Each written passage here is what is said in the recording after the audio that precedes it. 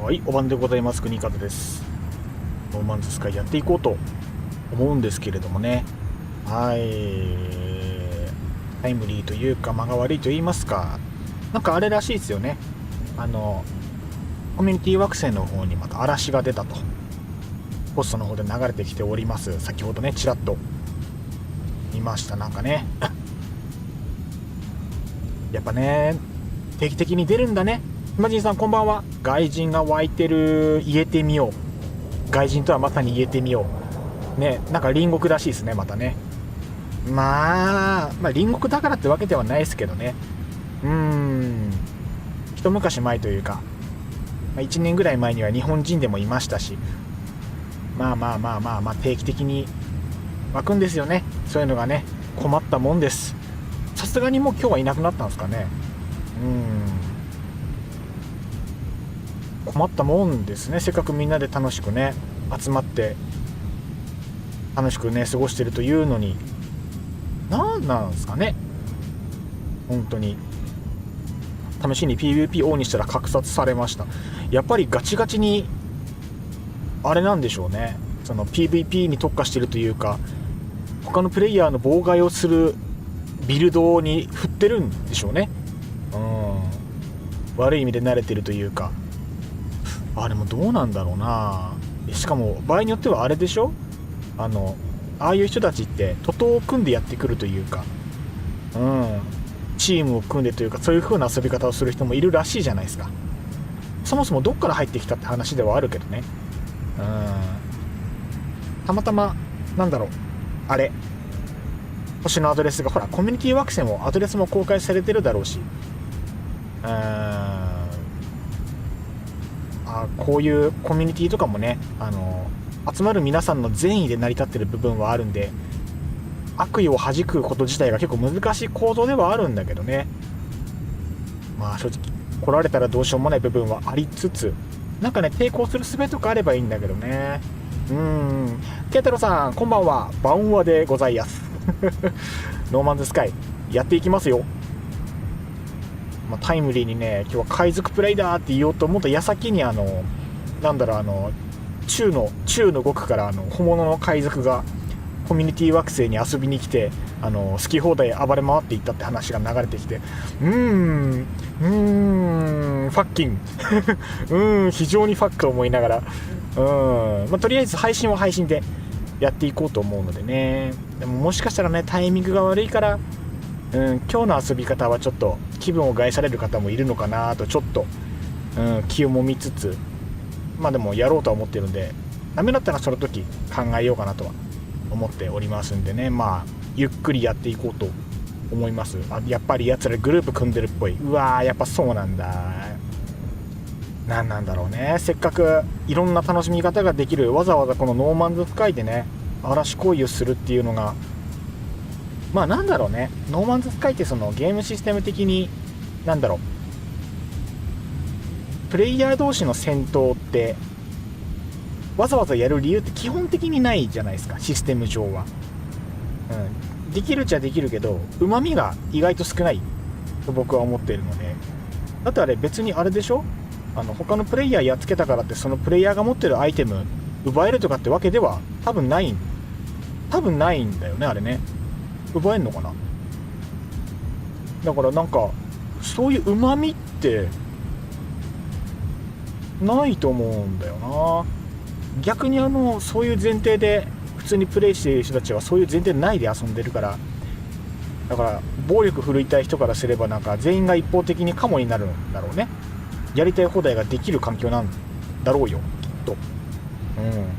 裏を返せばこういうとこに来ないとマウントが取れないような人たちがわざわざノーマンズスカイに来て嵐をやってるっていう、私は低俗ですよっていう自己紹介をここで嵐をすることによって自動的に、その名刺を配ってるっていうものではあるので、わざわざここに来て嵐するやつってのはどんな程度かって言われたらその通りかなって思えるんだけど、やられるこっちの側からしてみれば気持ちいい話ではないので、イライラが収まらないのでタバコ吸ってきます。いってらっしゃいいってらっしゃい。もうがっつり吸っていただいて、そこなんですよね、やっぱね。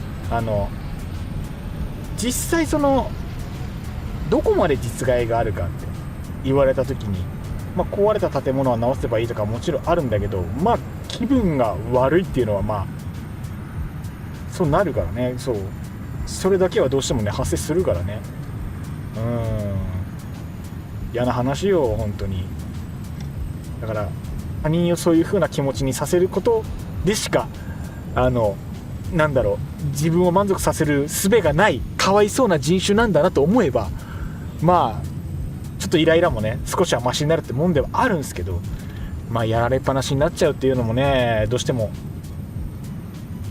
あるんだろうから、それもね考え物ではありつつですが、セブンスターに勝るものはない。一緒、吸ってるタバコ一緒。セブンスター強くていいっすよね。匂いがいいんだ、渋い感じがね。というわけでね、ゆるりゆるりとやっていこうと思います。一応タイトルの端の方に海賊ロールプレイみたいな感じで書いてるんですけれども、X モジュールが欲しいです。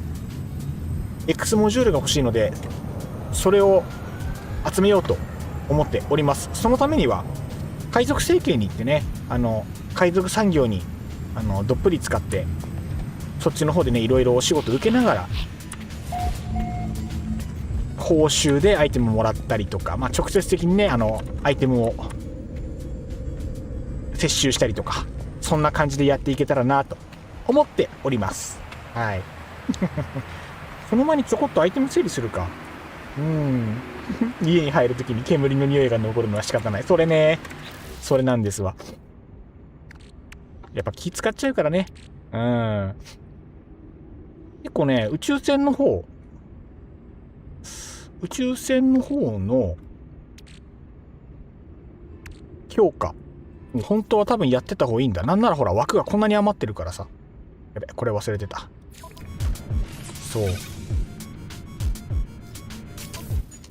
せっかく海賊やるんだったら途中いろんな報酬アイテムが手に入ると思うので、これも順次強化していったらもしかしたらいいんじゃなかろうかと思ってる次第です。どうなんだろうね。今すでに持ってるもので乗っけたら乗っけるだけ得するものがあるならとりあえずくっつけていきたいけど、なんかあるかな。どうしたらいいんだろう。今ついてるものってなんだこれ。このどこにつければいいか分かんないものがちょくちょく入ってるんだよな。どこにもシナジーがないわ。適当に端っこに寄せとこうか。シンプルにとりあえず火力を上げとけばいかんようにでもなるんじゃないかとは思いつつ、今ついてる装備がフェーズビームとロケットランチャーでセンチネルキャノンってあるんですけど、これが正直よく分かってなくて、センチネルキャノン、この子はどんなんっていうどんなとこなんっていう、何で強化できるのかが正直よく分かってない。国和氏ロム線で見ます。はい、了解です。今日も国和喋りたくるんでね。はい、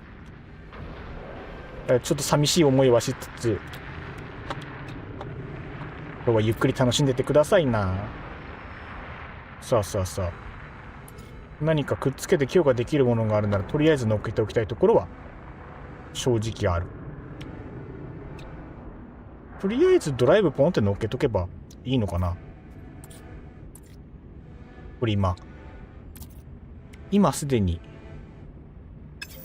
これなんだっけ、アトランティドはもうついてるから、これ確かあれだよね。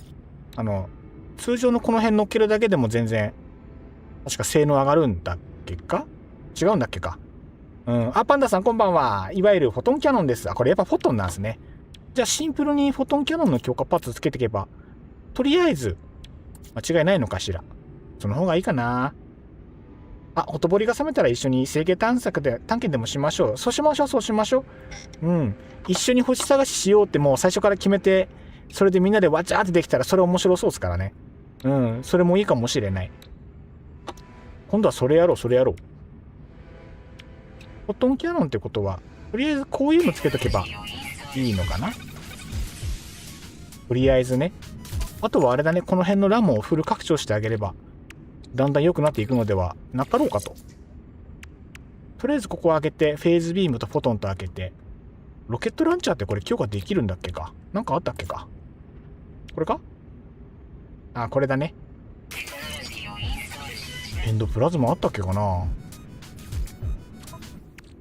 エンドプラズマ4つ。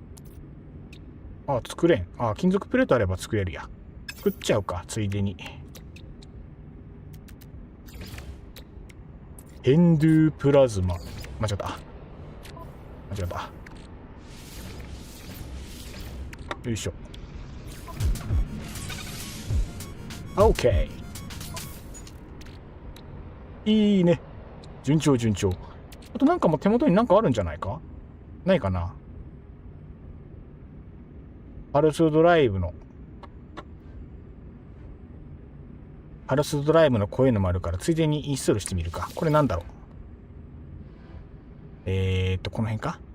もう数足りてるじゃん。11、23、30、30、23。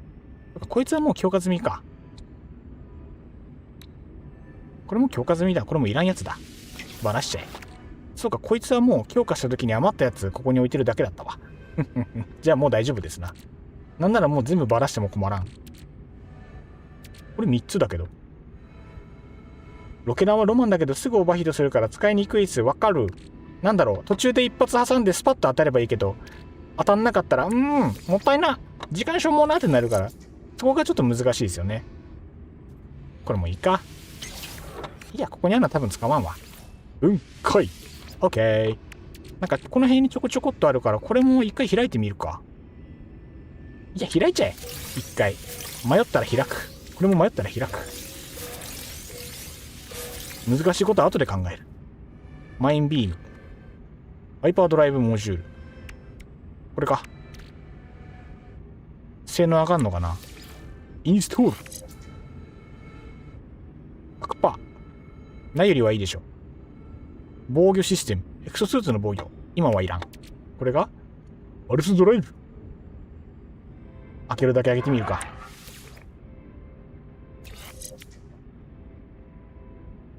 見なかったことにしよう。ビルドモジュールとかは足りてるでしょう。問題こっちよね。とりあえずもう今開けれるの全部開ける。いや、必要ねえな。あとは枠広げようか。じゃあとりあえず積載拡張モジュールが多分今在庫がまだ何ぼかあるから、今在庫をこっから持ち出して開ける分全部開いちゃおうか。これいっぱいもらったっすからね。いっぱいもらったのね、まだずっとそのまま在庫にして取ってるからもったいない。使おうので、一回適当な宇宙ステーションに行きます。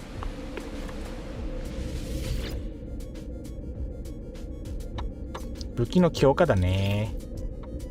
あとは海賊成形につながってたのがなくなっちゃったから、もうそう使わないならナノマシンにしちゃった方がまだいいはず。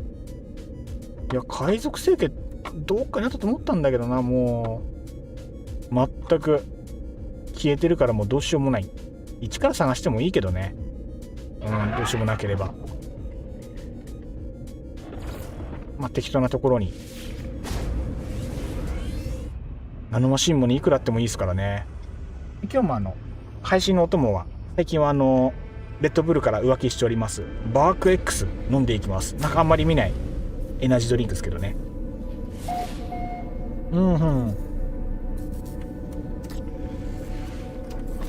ツールはもちろんツールの方もこれじゃないこっちはあくまでこれもあれか。別にスキャナーの方のスキャナーは X ないんだっけか。スキャンとかマインビームって X ないんだっけか。あれば欲しいけど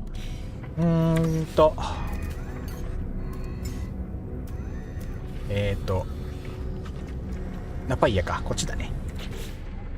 コースな。今こいつが中性子キャノンの方が今なかなかな感じでこんな感じになっておりますれば。あと何つけれるんだろうこれ。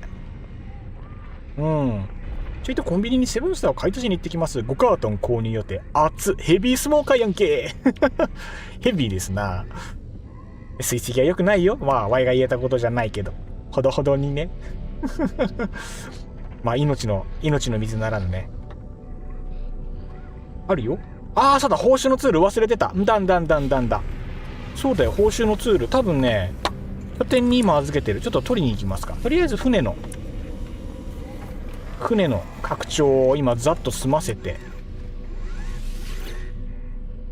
拡張しちゃうぞ。どれ OK。 ここに1個増えた。なかなかでは仕事からいろいろありますので胃が痛い。つらいな。いや本当に体には気をつけて。なんだかんだねストレスが一番の敵だからね。やっぱそこだけはねどこでも一緒なんだけどもね。これでもう上マックスありがとうございます。ついでにこっちの方も少し整えよう。全部開ける必要があるかどうかは、いや開けるか。開けちゃいます。すいません。じゃあふんだんに使わせていただきます。拡張を済ませてでツールを取りに行って、どうしよう。ツールも同じ武器にしちゃっていいのかな。せっかくだから別の武器にしてみる。今の癒しは国和氏の配信を見ることですね。ありがたい。なんかすごい嬉しい。そう言ってもらえると。あれ部長さんの忠誠心が14万までいったらしいが、14万意味がわからん数字や。あれそんないくんだ。だって今で僕3万ですよ。14万敵溶けるやないか。敵溶けるやないかい激アツ。さてじゃあどうしようかな。じゃあとりあえず一回拠点に戻ってこの拠点大きくてちょっと使いづらいんだよな最近。コンパクトで使いやすい拠点どれだっけな。どこも使いづらいよな。なんかな。6万です。6万でも十分強い。だって Y の倍だもん。みんな強えなやっぱね。 D さんこんばんはいらっしゃいませ。ありがとうございます。さあ武器の強化と宇宙船の強化とそして X モジュール集めと今日はやってまいります。とりあえずね手元のアイテム整理とね。でね今手元にあるモジュールで今乗ってるセンチネル戦はちょっと強化していきたいところではあるのですが、あれ俺武器の担当どこさいるんだっけ。久しぶりに自分の拠点歩くからちょっと迷子だな。ちょっと迷子。今取るのヤンピこっちか。みんなお久しぶり。あんまこっち来てないからね。おい Hello。 うちの杖でも10万だからまさに化け物。10万でも十分なのにな。その上なんだもんな。海賊行為と聞いて駆けつけました。やった今日は暴れまくるぜ。久しぶりの海賊やで。違った。これじゃない。違うな。武器こっちだ。久しぶりすぎて忘れてる。あれ、報酬の武器 Y どっかにあった？こっちか。どれだっけ、名前これだっけか。ダイヤワープスディスだっけか。違う、これか。非科学的エルブルグ。なんか S がもう一個あるな。記憶にない。これか。マルチツール復元、これか。これだ。これが強いんだっけ。ダイヤさんですね。こやつですな。こいつをどうすればいいんだ。アーカイブしちゃうとダメなのか。これ取り出すのどうすればいいんだっけな。忘れちゃったな。とりあえずあれか、今の手元にあるやつも使わないのあるから、これしまった方がいいんだな。明日なら乱入するのにタイミングが合いませんな。多分ね、今ね、この手元のクロノアナライザーが多分今使わないから、こいつをしまおう。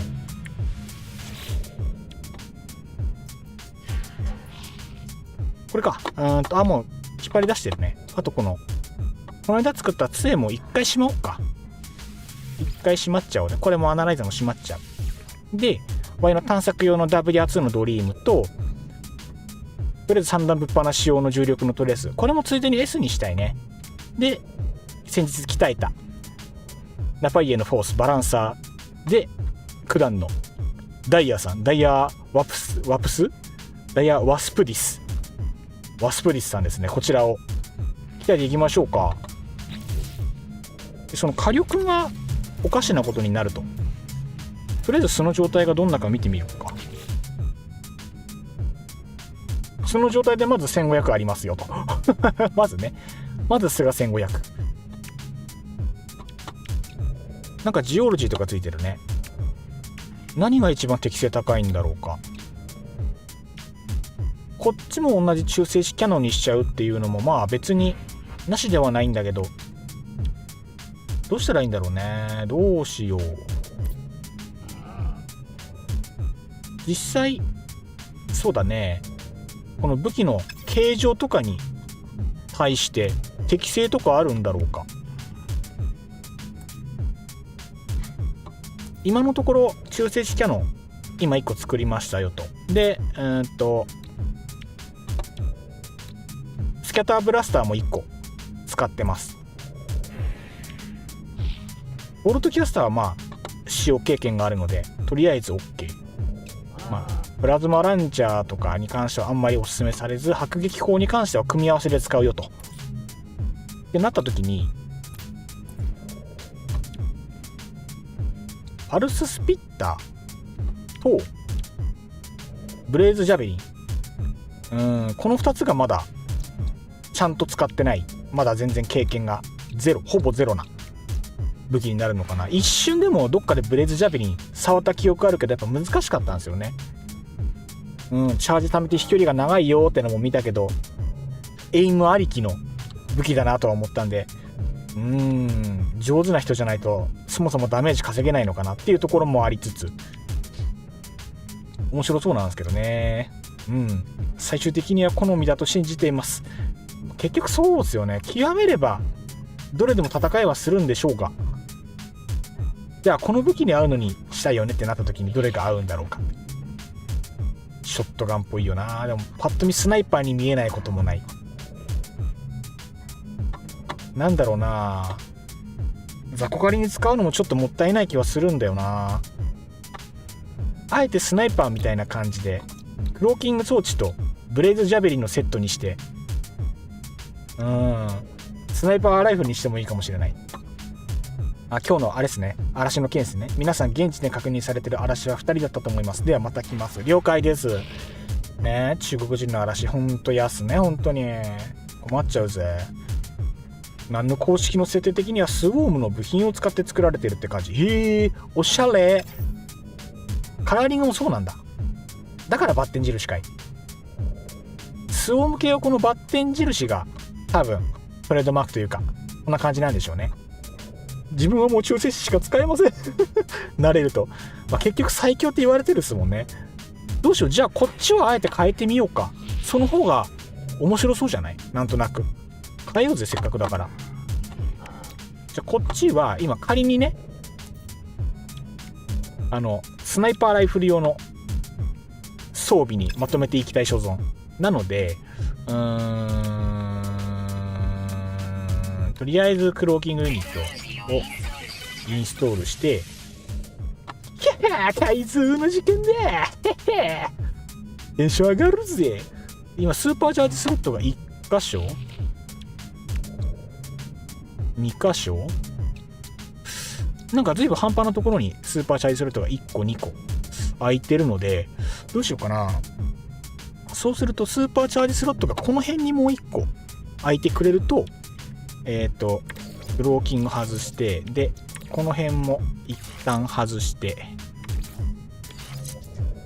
一旦ジオロジー外すか。事故りそうだ。外す。ボルトキャスターも一回外していいんじゃないかこれ。一回外す。専用武器にするもん。ビューティフォービューティフォー。割とここに2個あるのは熱い熱い。開きます。いざオープン。いざオープン。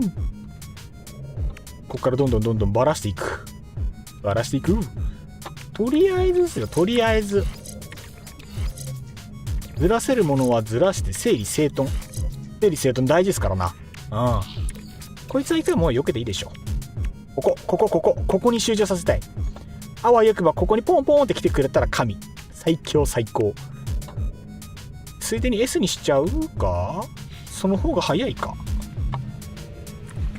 S にしちゃおうか。思い立った時が来てだよね。やろう。やってしまおう。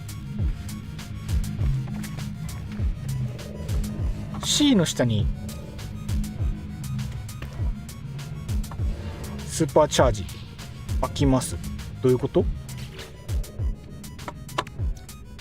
あ、さっきの置いてるところの下、これ場所決まってるのか。あ、決まってるんだ。そっちなんだ。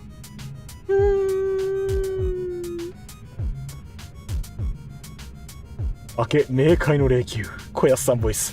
小安さんボイスは強い。それはズルやで。それはズルだぜ、おやさん。あれ、ちょっと待って。なんか知らんけどワープ途切れてるな。まあええわ。こっちから飛ぼう。どこいしょ1。で、どうしよう。ふざけやがって。くそー。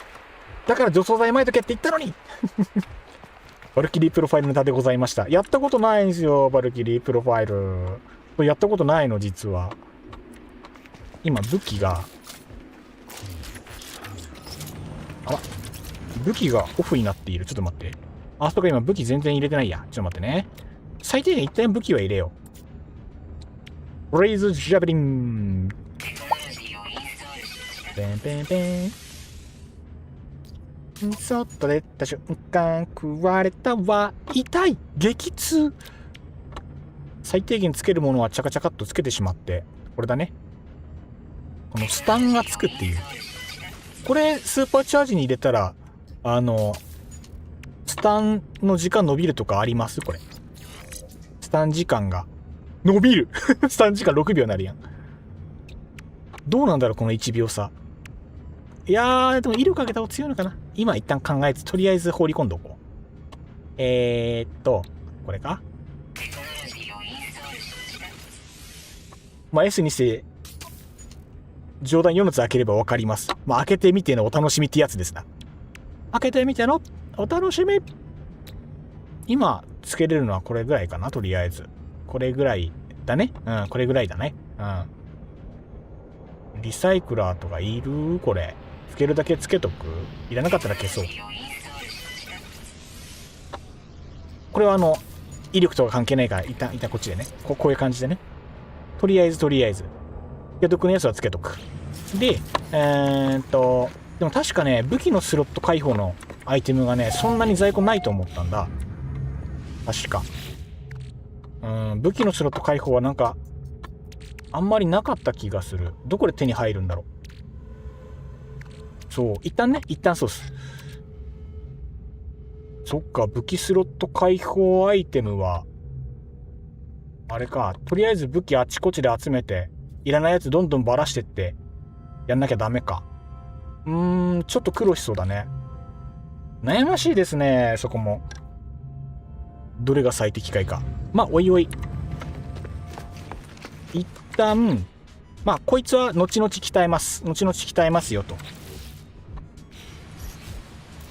いいね、やりたいことがいっぱいだね。時間が何本あっても足りへん。とりあえずこっちのバランサー、こっちの中性子キャノンを理想値に持っていきたいところ。じっくりコトコトいきましょう。さようでございます。じっくりコトコトいきましょう。でも実際あれだよね、こっちの方はつけれるものはもう大体ついてるから、 X モジュール3つ。これってこの X って S と競合するんだっけか、確か。おいおいおいおいダジャレが出てる。パンダさんダジャレが出てる。こぼれてるこぼれてる。一旦反転ミラーと結晶化した心臓集めに行く。なんかその方が話早いか、ワンちゃん。ここ2つ解放しちゃってさ、ここもう1個なんか適当にいいので埋められたら最高だな。競合したと思うんだよな、確かな。どうだったっけかな、忘れちゃったな。そうそうそう、戦闘訓練も兼ねてね、その感じでやっていきたいところで、海賊やるんだったら結局 X モジュール集まるから、そのついでに宇宙船もねどんどん改造していきますよと。この辺はX モジュールでね、ごってごってのガッチガチに埋めてやろうというところでございやすよ。センチネルキャノンも強化したいよね、本当はね。やっていきたいところ。よし、やっていこうぜ。まあ正直在庫あるんだけど、まあせっかくだからね、ガチャアイテムいっぱい集めてからゆっくり考えるのもよし。どうしようぜ。で、こっからだとそもそもないので、海賊成形が。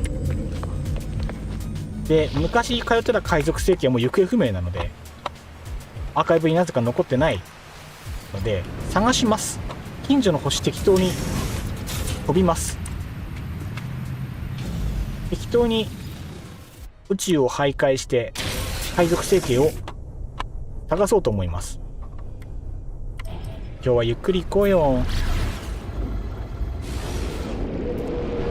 たまにはね。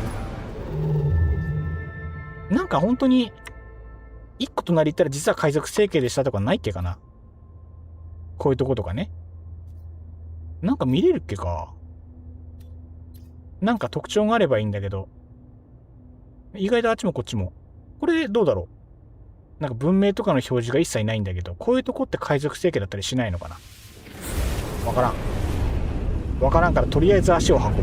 行ってから考えればいいさ。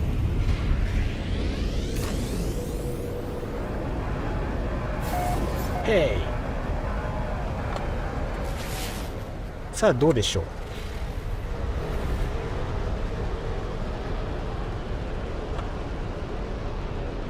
さあ宇宙ステーションの表示が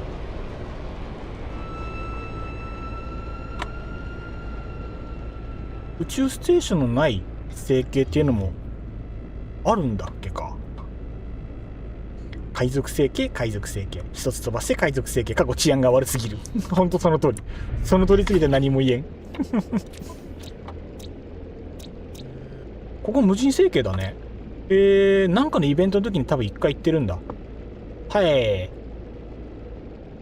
また5隻ほどコルベットできたので、そのうちお披露目させてくださいませ。ぜひぜひぜひぜひ。いいですね、それは素敵。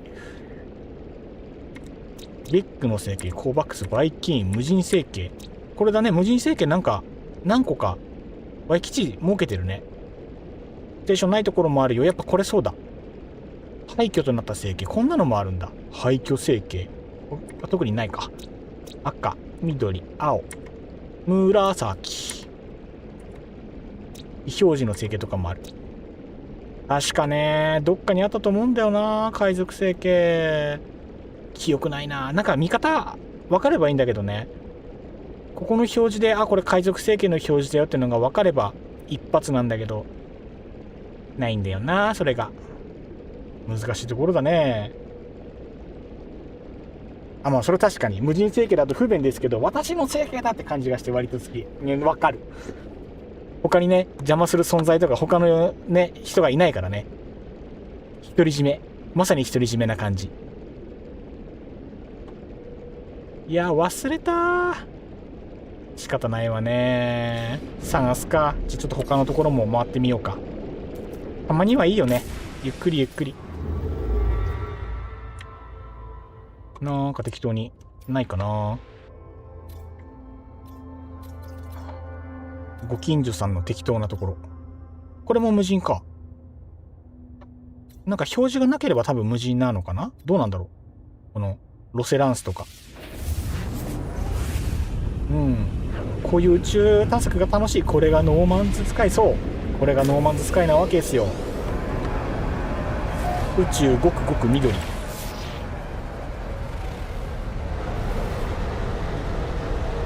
揺れる惑星、カドミウム惑星だね。なんかここも待って、ここも宇宙ステーションないじゃん。本当に言うてる。あらららららららら、連続でそんなことあるんだね。ほら何にもない、何にもないよ。ドクロマークがついてたら、ああそれか、ドクロマークがついてるの探せばいいんだ。ドクロマーク探しだぜ。あれドクロマークってこのギャラクシーマップから見れるんでしたっけか。どれどれ。ドクロドクロドクロ。なんかすごい無人の成形というかそういうのいっぱいある。不思議。このドクロマークってもしかしてあれか、スキャナーというかなんかつけないとあれか、紛争状況なんとかみたいなの見えるように装備つけないと見れないのか。探せ。なんか宇宙のどこかに散らばってるなんか雰囲気、なんか雰囲気。ワンチャンあれかも、宇宙船ちょっとどうにかしないとそもそも探せないのかもしれない。紛争状況うんたらみたいなのもね何もつけてないから。経済産業スキャナー、これか。これ必要。マイクロプロセッサー5個、これが必要なのか。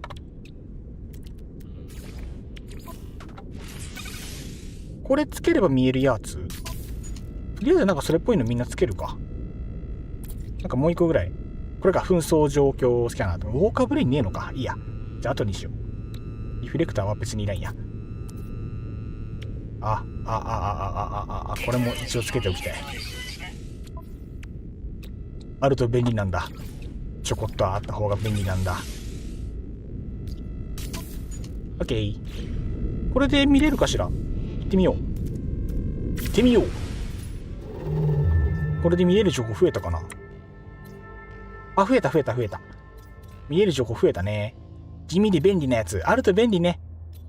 これなんか今これで、多分、画面のさ、ところになんか点が3つついてるんだけど、無人のところってこの点がそもそもないんだよね、多分。だから点があるってことは、このスキャナーで読めない要素が今3つありますよってことなのかなって今メタ読みした。ってことはここ海賊なんじゃねえか。1個も読めねえってのは多分あんまりないだろう。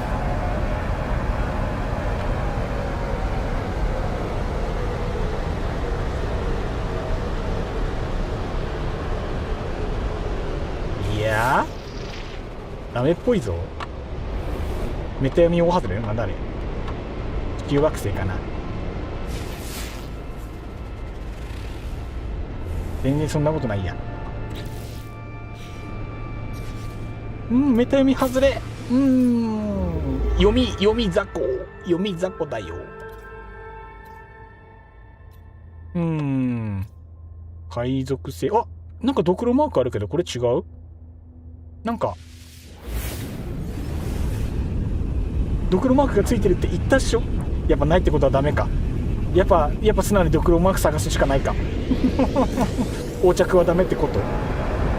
お、来たんじゃない。はい、戦闘でございます。展開が早いね。さて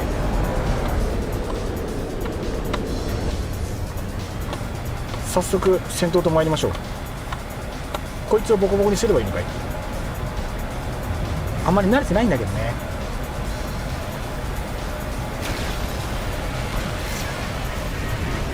よいしょ。距離が遠い。おららららららららららららららららら、近すぎか、近すぎて当たってない。よいしょ。おららららららららい。よいしょよいしょ。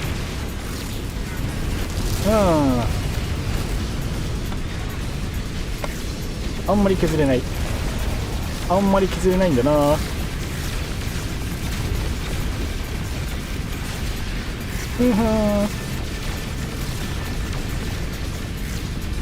手のとこ何もない。すいません、コマすいません意外なる海賊。さあ海賊参ります。さあ海賊参るぜ。ベスレ付きの時間だ。ヒャッハー。ついでにこの船もいただいていこうか。痛いがすごく痛い。いや本当に慣れてないんですよ、戦闘。何をどう破壊するのがちょうどいいのかね、実はまだよく分かってない。そしてね、コントロールが難しい。なんかこの辺のもろもろ破壊するといいんでしたっけ。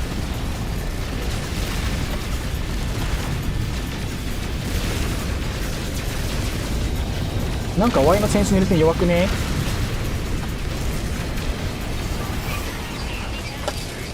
ちょっと Y のセンチネル戦弱すぎかも。ダメージ全然稼げてないんだが、こんなもんだっけか。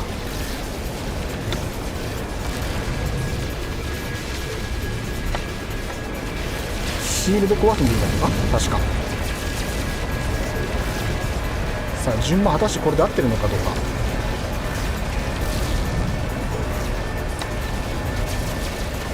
あとね、飛行するときになんか引っ張られるんだよね。なんだろうこれ。よいしょ。反対側にもあるんだけど、そうね、宇宙戦闘にも慣れなきゃいけないですね。フレームゲーム出してる砲台どこ潰してもいいよ。あれか、流線順位は砲台先に潰してかかった方がいいのかしら。これがシールド発生装置。あれか、やべ、宇宙船のシールドあれしないとまずい。これか、よし。痛い痛い痛い痛い痛い。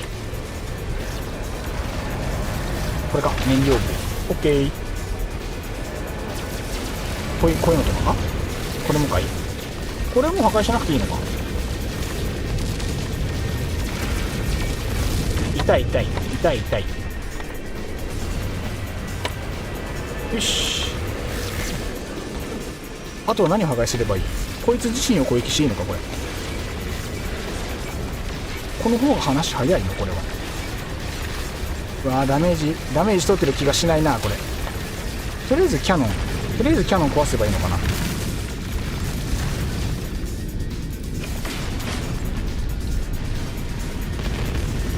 し、1個。あ民間が破壊されたって書いてるんだけど、じゃあもう負けじゃんわかんねえなこれ。山地さんお帰りなさい。エンジン壊した後はシールドだけやってもいいし、砲台だけやってもいい。順番は自由ってことね。まああれの民間船は別にいいのかな。実際民間船で報酬うんぬんかんぬんよりもこのドレッド戦艦、これを手に収めた方がでかいのかもしれない。あ、燃料がこっちにも出てるよ。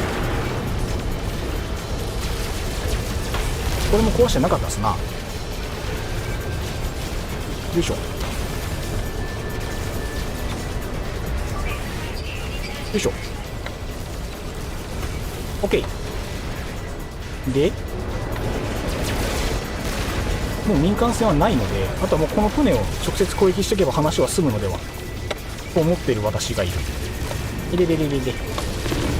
なんでこんなふわふわするんだこのコントロール。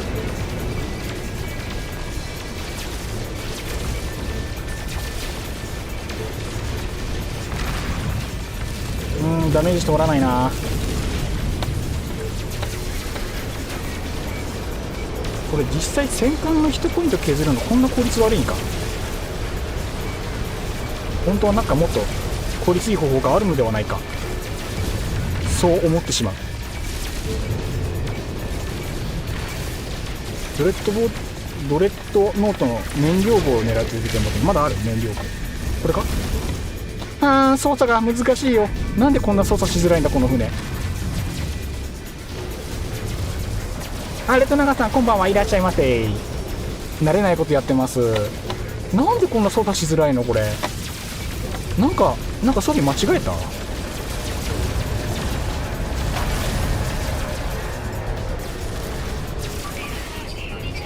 いや全然うまく操作できない。ドレッドノート戦にダイレクトアタックだ。ほらほらほらほら。これ結局あれなんだよね。まずは楽しむのが一番。それはそう。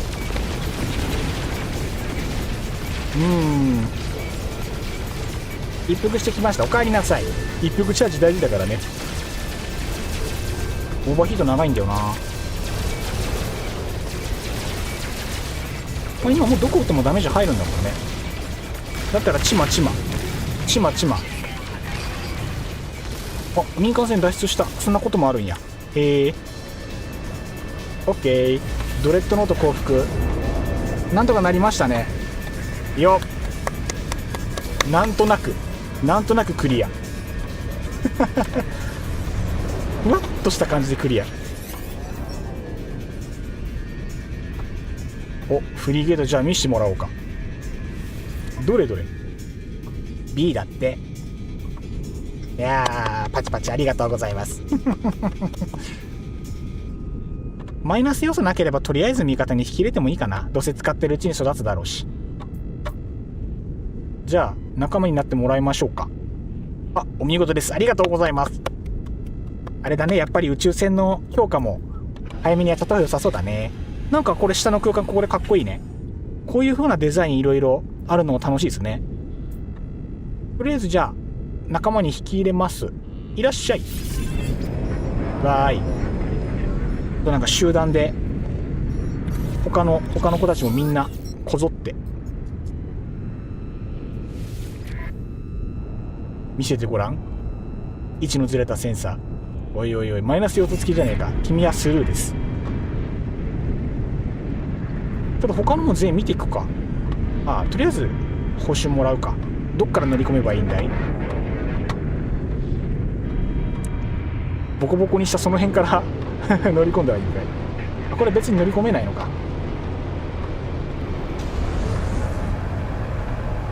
他の宇宙船の周り徘徊していい感じにプラス多いですね。これやっぱ個体差あるですもんね。これは燃料コストに C、なくても別に向こうの子もか。まだ Y に通信してない子はいるかい。よ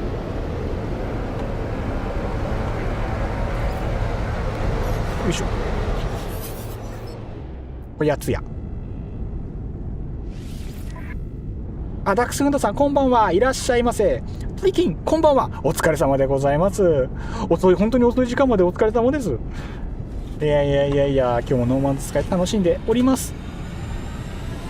こいつあれだね、採掘がマイナスなだけでプラスが4要素もあって、戦闘スペシャリスト。こいつは割と悪くないんじゃないか。こいつ受け入れよ。オッケー。いいね。オッケー。ドレッド壊すならシールド壊す。単に報酬だけなら6個の砲台壊す。そっか、先に砲台やっちゃえば報酬減ることないのか。一度も先にエンジン壊さないと逃げられる可能性。了解。なるほど。とりあえずエンジン壊したらあとは何が欲しいかで調整すればいい感じですね。戦闘スペシャリストプラス15。これはみんなつくんだね。燃料コストマイナス2。頭数欲しいからとりあえず引き入れとくか。そうですね、マイナスはあれといい感じにプラスがおいおい。プラスが多い感じなのはとても素晴らしい。聞くてあまたやん。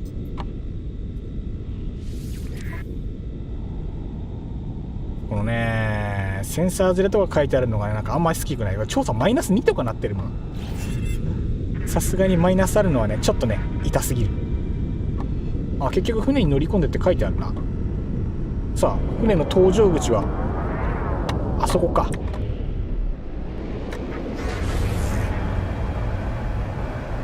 搭乗乗せて。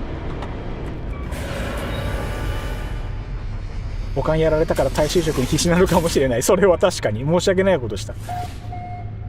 そうだよね、結局ね、仕事奪われた形だからね。仕方ね、責任取って雇ってやるか。雇ってやることもやぶさかではない。ドリドリ、こんにちは。どう？さあ、ドレッドノートが今どんな感じなのか、一旦 C だって。見た目すごいかっこいいんだけどね。めちゃめちゃ見た目かっこいいんだけど。あ、ちなみになんだけど、この今乗ってる船、これ入れ替えた時に、これって事前に外しておかないとやっぱりもったいないのかしら。つけたやつ。やっぱり外しておいてから、じゃあ乗り換えて付け直そうねってやるのが定石なのかな。どうなんだろう。まだね、経験がないから何とも言えない。いざとなったら自分の反対近くに呼びつけて外して入れ替えるでもいいんだろうけど。C か。残念、今日はついてない。まあ見送りですかな、今回は。報酬だけもらってよいですか。贈り物よこせ。ありがとう。ありがとう。定石としては外し制になるのかな。了解です。やっぱそうなんですね。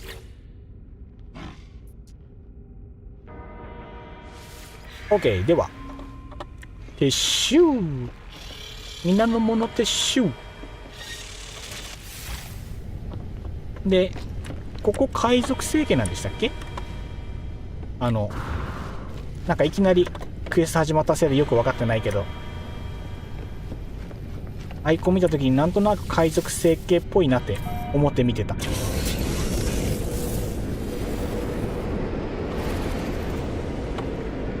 よし。あれこれ宇宙船破壊したらなんかいいことあるの？上の説明のところに船に乗り込んで条件交渉を行おうの次に破壊して高額な賞金を得ようとか、なかなか海賊らしいことが書いてあるんだけど、あ、ダメージ通るじゃん。つまり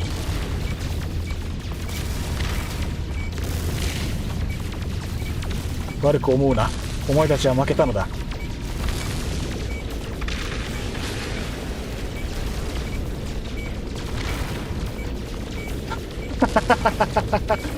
奪うだけ奪ってさらに破壊を破壊したらお金もらえますよ。日円なんたって海賊だからね。ダメージこっちの方でかいのかな。まあ順番に。ちなみに宇宙船のダメージ表示が近くに見えないんだが、どこで見ればいいんだろうか。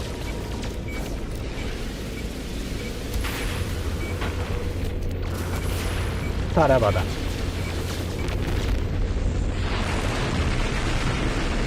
気持ちいい。気持ちいい。気持ちよすぎ。快感。恨むなら無能な感情恨むんだな。絵面良すぎかよね。周りのね、集合艦隊を雇用してんのに、このメインの艦隊は慈悲はなし。いやー気持ちいいね。よきよきよきよきよき。スクラップ回収。これスクラップの回収とかもできるんですね。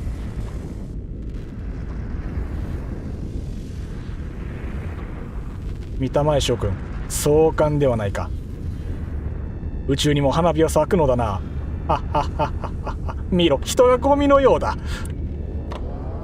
だってじゃあメインの目的、ちなみにこれ回収したスクラップって今手元にあるのか。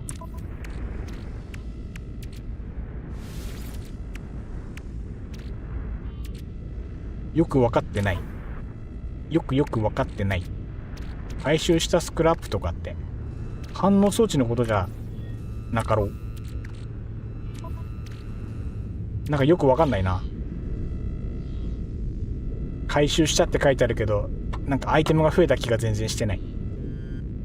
まあいいか。よし、ほら無法者ステーションだよ。みんなお待たせ、海賊の時間だよ。さあみんな楽しもうね。あ、その前に拠点作ろうか。いや、拠点じゃねえや、一回入ってしまえば。これさっきの壊したドレッドノートに行かないとアイテム回収できないとかってわけでは多分ないんだよね。わからん、どうなんだろうか。これ上下どっちだっけ。こっちか、こっち上か。ぱっと見上下がわからん。こんちは。どうも新入りです。よろしくお願いいたします。あ、なんか久しぶりに来た感じする。よいしょ。どうも国和です。どうもよろしゅう。さてぐるっといろいろ回ってみようか。名前かっこよ、連鎖のオーバーロード。名前熱っ、いいね。センスもある。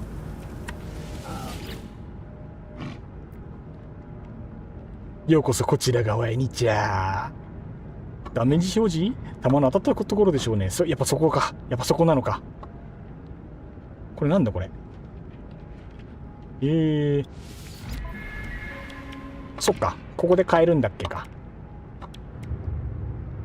あ、デコレーション買えるんだここ。へえ。あ、そっか、こういうの買えるんだっけか。何が必要って言われたら、とりあえず修理キット欲しいや。汚染された金属でか。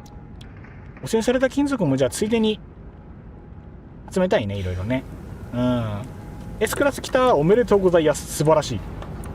絶好調ですな。いいね。どうも。ここは普通なんだっけか。今日は今学習はとりあえず大丈夫です。ひとまずこの辺はもう用事がないので、なんかもらえる分はみんなもらっときたい感じ。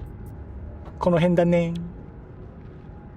怪しい包み物品は今はいいや。修理キットはある分全部ください。もう買えるもんは今のうちにどんどん買ってくか。いや、スキャンされる可能性あるのか。いいのか、これはいいのか。テクノロジーと武器 OK で、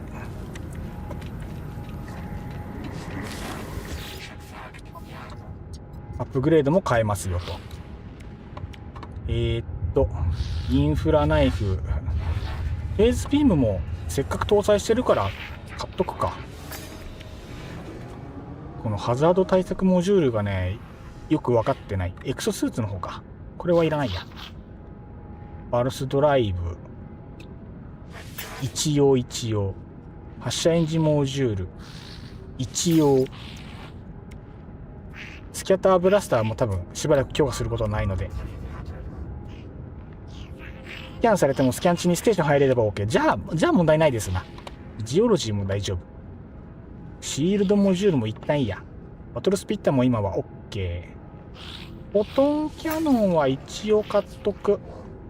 プラズマランチャーいらない。危険モジュールも一旦いらない。 OK。 これなんだっけ。あ、そっか、宇宙船のうんぬんかんぬんができるんじゃい。さあお金稼ぎしようぜ。で道中星に拠点建てたりなんかもしながらやってこう。なんだこれ、禁止された武器とかある。禁止された武器ってこれなんだろう。船に装備できるやつなのかな。とりあえずこいつを受けて、これ複数同時に受けれるんだっけか。確かでもいいや。いや、とりあえず受けれるやつ順番に受けてこう。とりあえずはホイ君を、枝かき盗っとホイ君を亡き者にしてこい。売り物です。売り物か。残念。悔しいな。さあやつはどこ？いいね、青い星だね。風の吹き荒れる土地。飛びます。間違った。なんだこれ。この辺を拠点にしてるのかい君たち。どんどんじゃんじゃん撃ちまして、でめくれた瞬間にミサイルどんどん。この程度でめくれるシールドを持ってるお前の船が悪い。俺は悪くない。耐えられないお前の船が悪い。後部が良い。痛い痛い痛い痛い痛いが痛いが。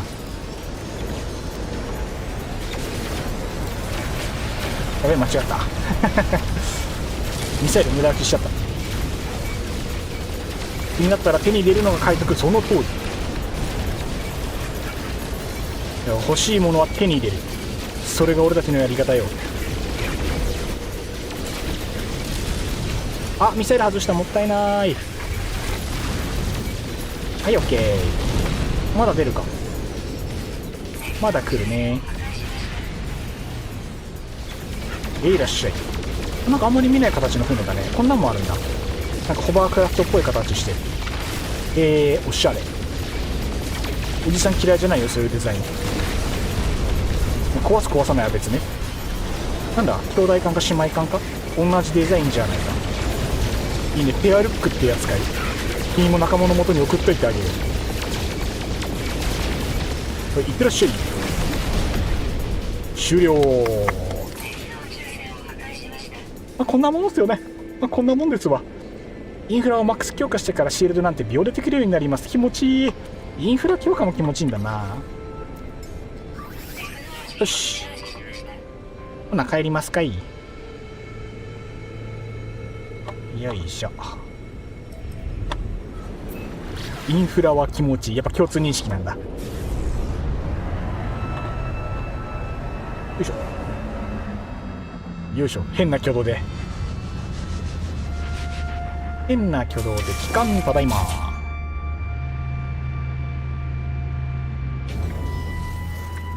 オーケー、あらじゃい。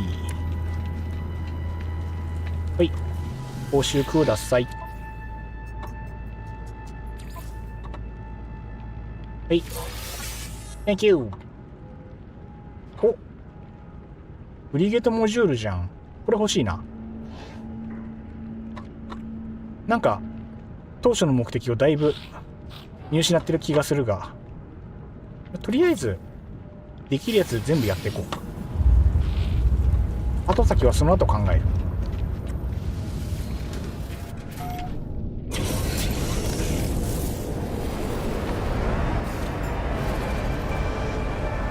結局あれだよね、その X モジュール集めようと思ったらとにかく海賊を借りまくったりした方がいいのかしらね。その方がいいのかしら。デラックスマップで飛べって書いてある。飛ぶか。インフラさんちょっと当てづらくなった印象。なんかあれなんですかね、アップデートかなんかで仕様少し変わったんですかね。ここだね。どっこいわっしょい。さあ、防音室がそろそろ熱くなってきたぞ。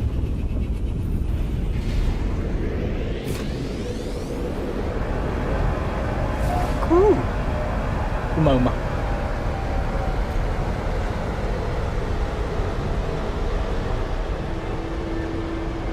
コルベット以外の D 戦にはインフラのみつけてます。やっぱそのぐらい強いんだ。コルベットはフェーズビームのみ。完全にもうあれなんだね、特化しちゃうんだね。なんだかんだあれだよね。やっぱ何でもそうだけど特化した方が特定の目的に対しては話早かったりするもんね。やっぱりあれなんだな、いろんな船といろんな武器を数揃えておいてそれぞれ特化させといた方が持ち帰るだけで済むから楽なんだろうね。普段使いでバランス型一つ持っとくとかもありかもしれないけど、どうなんだろう。こと移動用の足になるような船と戦闘用の船は枠さえ広げればそれ自体両立できるんだもんね。はいしょい。視界が悪い。視界が悪いです。私あえて複数の武器を使い分けるバランス型、戦い方的に面白いですよね。複数の武器使い分けるの。上だ。こ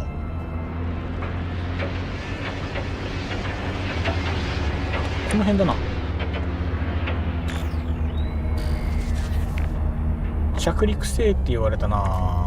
まあ尺だけど着陸するか。適当なところに。視界が悪すぎて結構しんどい。もしくは画面見づらいけど視界に建築物があれば多分それだと思うんだよな。建築物が見えない。あんまりにも視界が悪い。エージェントどこだろうね。一回も着地するか、とりあえず。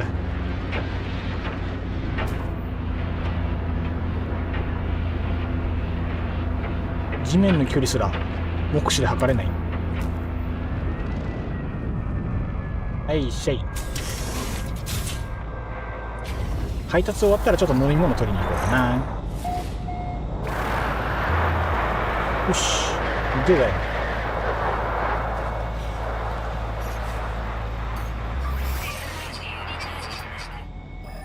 こっちか。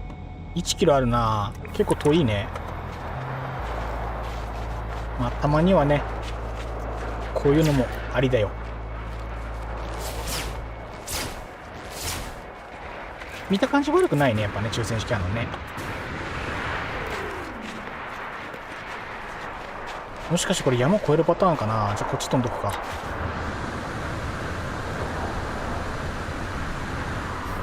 やべ、突絶。もう国風はダメです。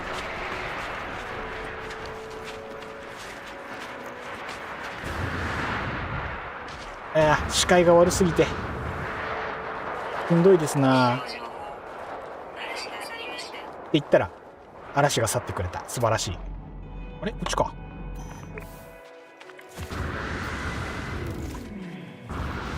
ついでにソジウム集めながら。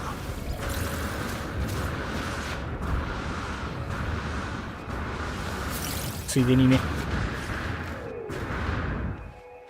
いやー厳しい。いやー角度が厳しい。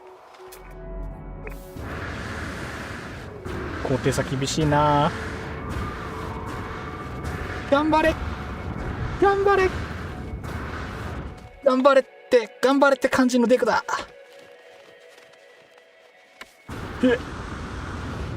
斜面にいるとあれなんだよね。ダッシュのゲージが全く回復しないのね。だいたいいい線なんじゃねえかな。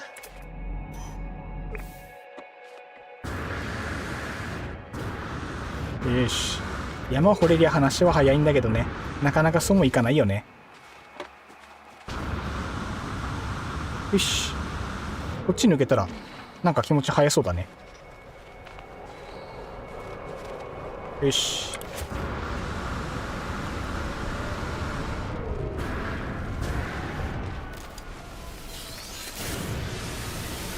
飛べよー。飛び方下手くそだったな。さすがにさすがに飛び出し方にセンスがなかった。これは反省。こ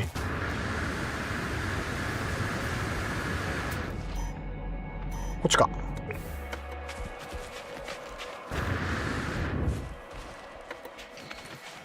やっぱあれだね、いつでもエクソクラフトが召喚できるような状態にした方が本当はいいんだろうけどね、未だにやってない。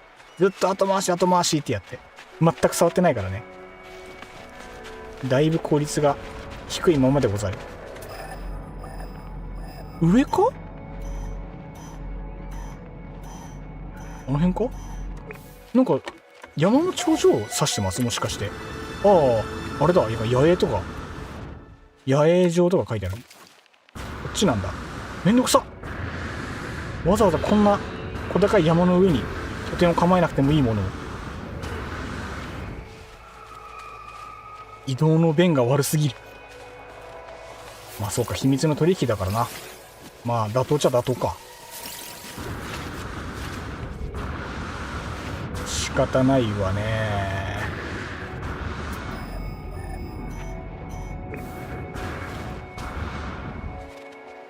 埋まってる説ない？本当にこんな頂上に取引相手いる？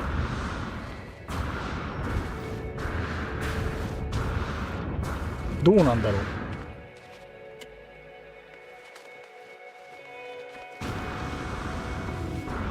普通に人いなさそうな気がするんだが、それはどうなの？ここか。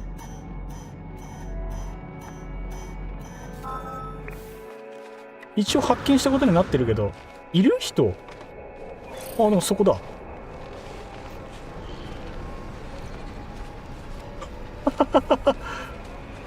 マジか、いるんだが。ここ平地だったんか。いい場所知ってんね君。隠れ家じゃん。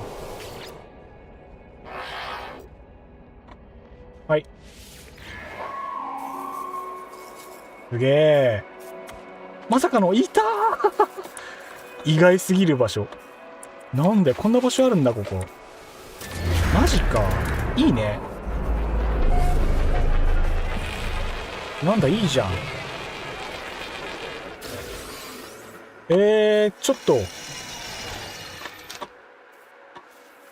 ちなみにここって、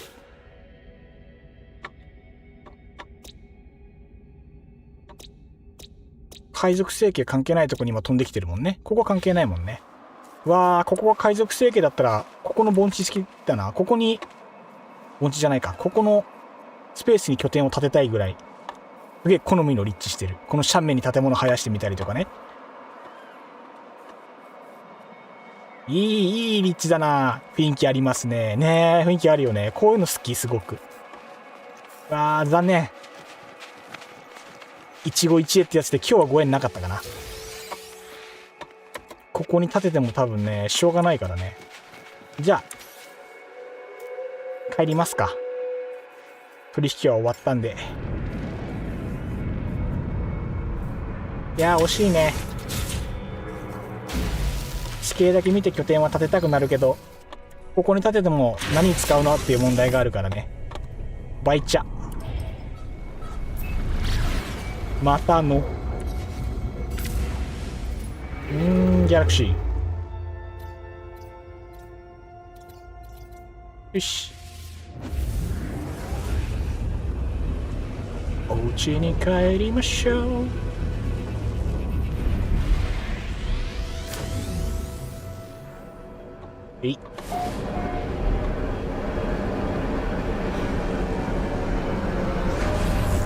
あれなんだよな、海賊狩りをたくさんやった方が本当はいいんだろうなとは思う。X モジュール集めようと思ったらとにかくその辺をドロップ。そもそもあれか、海賊生家たくさん回って買い占める方が話早いのか。金ならあるっつってその方がミッションこなす手間はないから、その方が早いっちゃ早いような気はする。えい。あれちょっと待って。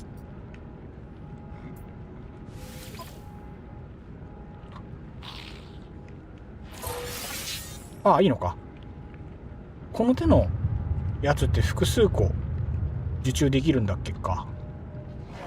まあいいか。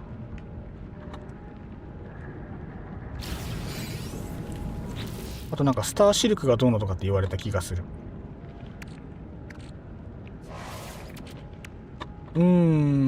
やはり理解が足りないな。よくわかんないでやってる。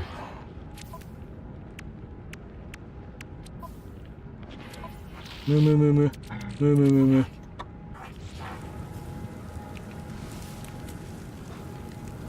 ああ、そうですね。スターシルク。スターシルクでいいんでしたっけ、椅子の素材。あれって。ここでは開けないか。なんかそんな感じだった気がする。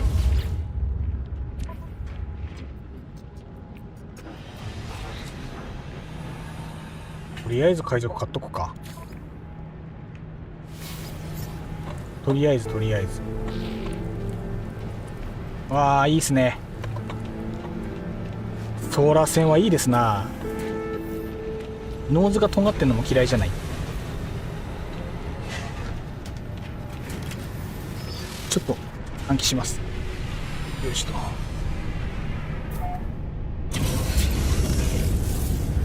さあ、自称海賊王がいるそうなので海賊王買っていきますか。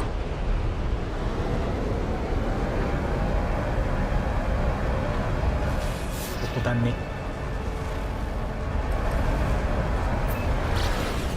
ラーシルクもな集められるんだったらごっそり欲しいけど、さあワイに見つかるなんてついてないね。オラオラオラ、鉄をこっちに向けるなんてな、釜を掘ってくださいと言ってるようなもんだぜ。ミサイル全然当たらんのや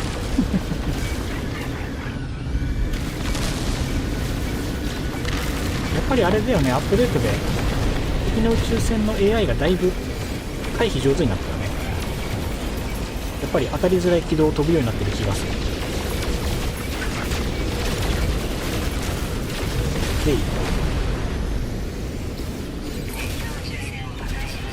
やっぱあれだね、敵の海賊狩るベストの方がやっぱりこういう包みはお土産はいっぱいもらえそうな感じするね。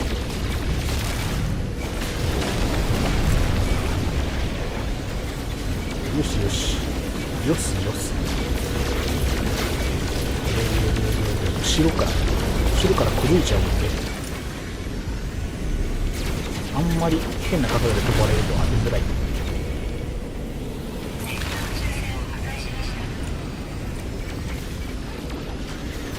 後ろの方がさ、なんかウィングが丸く宇宙船の周りを囲ってるスタイルも結構かっこいいよね。これもね、なんか洗練されてて割と好きなんだよな。なんだかんだノーマンズスカイに出てくる宇宙船ってみんな特徴が別々の方向に尖っててかっこいいんですよ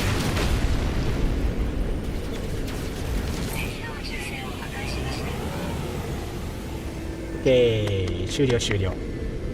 1回の戦闘で多分1個2個ずつぐらい多分手に入ってるんだね。ほんと極端な話、一生戦闘続けてれば1スタックぐらいは稼げそうな気はするね。時間かかるね。でもね、雑談会かな海賊会と言いつつ実質雑談会だねとりあえずあるクエストは片っ端から回して、海賊狩りのクエストが出れば率先してやっていって、でポイントがたまったら、鉄とかね、錬金属とかたまったらそれでもアイテム交換してってやっていけば多分順調でしょう。このルーチンを繰り返せばこともなし。でもこの人名前ラオウって意味や。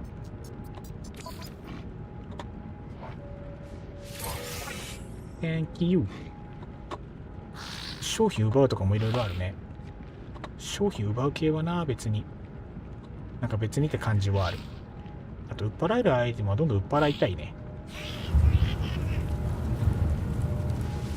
どう売っ払うのが一番効率いいのか正直ピンときてない。とりあえず自動パスポート欲しいから船を押そうか我が生涯に一遍の悔いなしいや今悔いだらけ。まだ悔いはいっぱい残ってる状態やもしれん。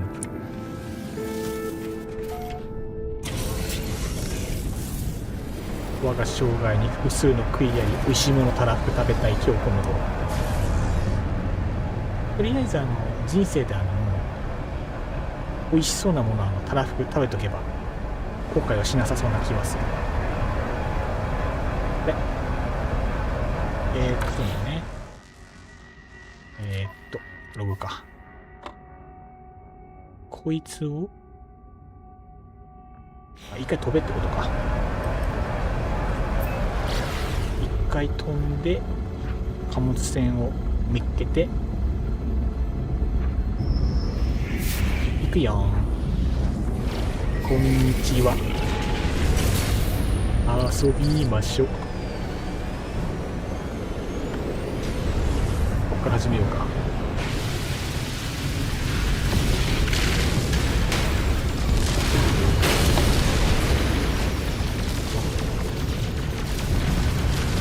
空中に停滞したいんだけどね。敵のさ、宇宙船にロックオンが引っ張られてさ、これのせいでね全然合わないんですよ。ロックオン引っ張られるのが本当余計なんだよな。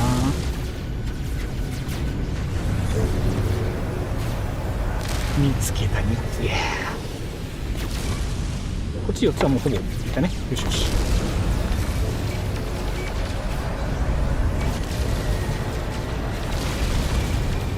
また引っ張られる。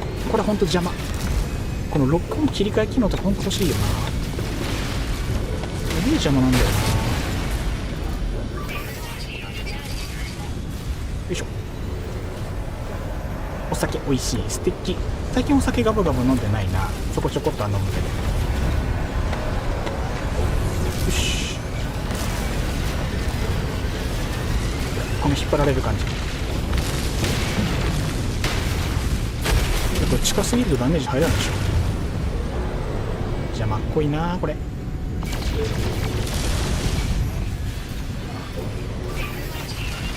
し、これでいこう。いいペース、いいペース。このままゆっくりゆっくりゆっくりゆっくりゆっくりで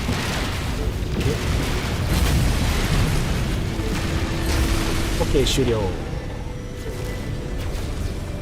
お疲れちゃんした。いいね、順調だね。ついでに落としていくか。恨みはないがついでに落ちといてくれ。人間落とせば何かくれるんだろ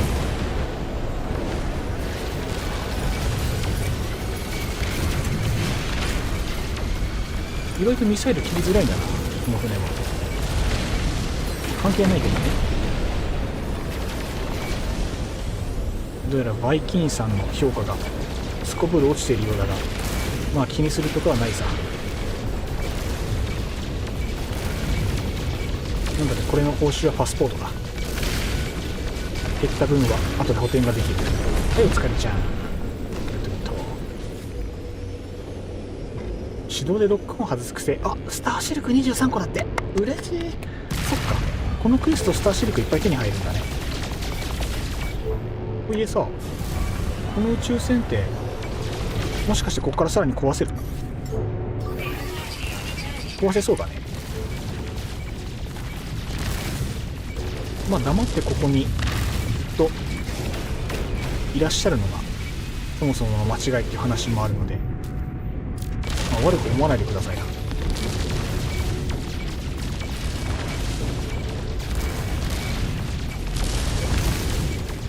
これちなみに吹き飛ばしたらバイキンからの評価爆下がるんだろうか。そもそも爆破できるんだろうか。あまり減ってっている気はしない。このストレイツを容赦する。もうね、表示的にはもうバウンティーマスターのところに戻って報酬受け取れて出てるんだけど、ダメージが取るってことはこの先があるんだよ。こういうことです。イン44個以上。なんか宇宙船が宙に浮いてるんだが、しまった。吹き飛ばす前に中乗り込んだ方が良かったのか、もしかして。よし、じゃあ帰ろっか。帰ろう。マスター仕事終わったよ。さあ報酬をくれ。スターシルクも手に入って美味しいね。ウハウハだね。いいね。欲しいものが手に入るってのは嬉しいもんですな。うん、これだから海賊はやめられねえ。順調。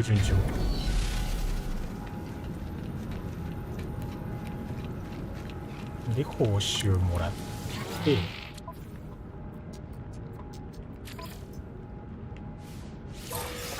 Thank you。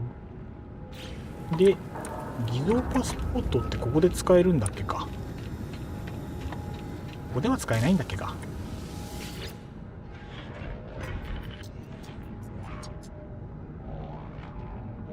なんだっけ。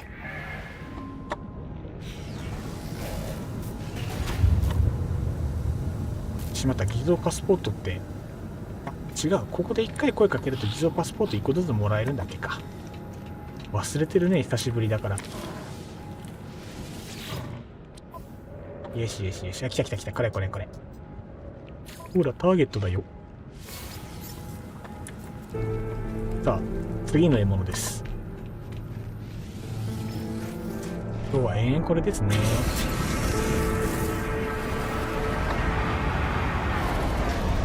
そう、ずっと気になってたんだけどさ、ほら、コミュニティサーバーで、コミュニティ惑星で、なんか、海外の嵐が出たって話があったじゃないですか。あれって、嵐が出た時にみんなで寄ってたかってボコボコにできないみたいな。ずっと思ってた。よっぽど相手が装備固めてて強いって損害を与えることができるんだったらば、ただでは返せない形にできるんならば、その方がもう二度とかかってこないんじゃないかと思うところも正直あるんだが、あの手の矢からは人から奪うのが好きなのであって、奪われるのに耐性ないからね。そう、奴らは海賊として二流三流、奪う覚悟はあっても奪われる覚悟はねえんだ。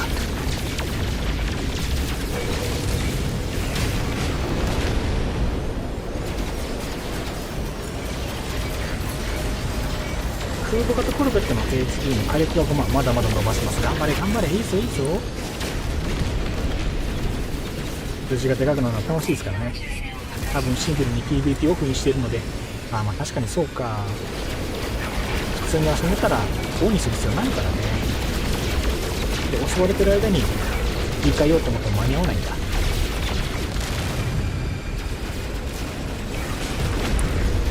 難しいとこだね。最初から来るって分かってればね、全然 PVP オンにして構えることもできるんだろうけど、なかなかね、奴らいきなり来るもんね。OK、 お疲れ。アイテムも結構いっぱい手に入ったんじゃないだろうか。さあ、スキャンされる前に帰ろうか。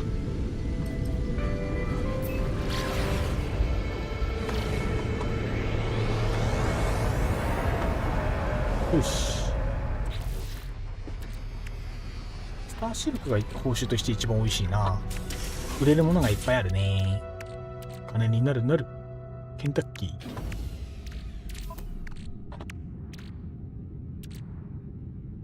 売れるアイテムがたくさんや。ケンタッキー食べたいな。ケンタッキー100円セールってもう始まってるんだっけ。よし。Thank you。あと商品奪う系がいっぱいあるんだけど、この辺はピンとこないんだよな。スターシルク奪う。スターシルク欲しいからこれ受けたい。ちゃっかりワイのものにしたいスターシルク。よし、行くぜ。時々アイテム整理しないとね、多分パンパンになるんだよね。もう割とパンパンなんだよね。おっと、アイテム整理するか。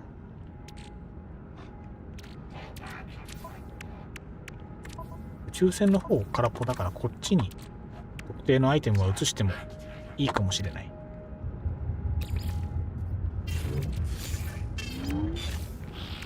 この辺とかね。サバりそうだから、報酬系はもう全部そっちに移してしまった方が、後で整理するときに楽かもしれない。わからん。わからぬ。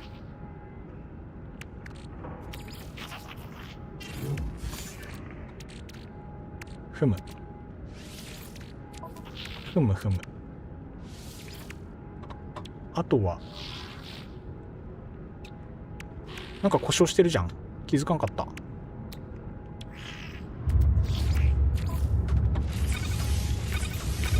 気づかなんだ。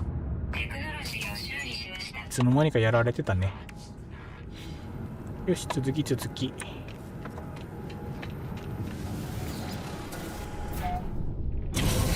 れ。だんだん。もう流れはだいたい決まってしまってるので、スターシルクをとりあえず奪いたい。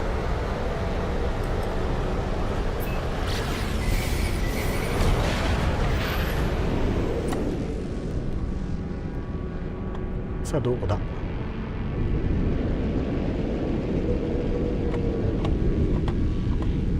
君だね。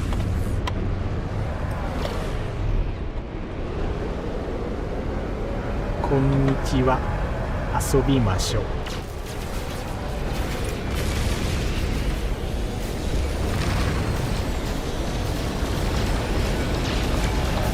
順番は構わないよ、どうせ全員落とすからね。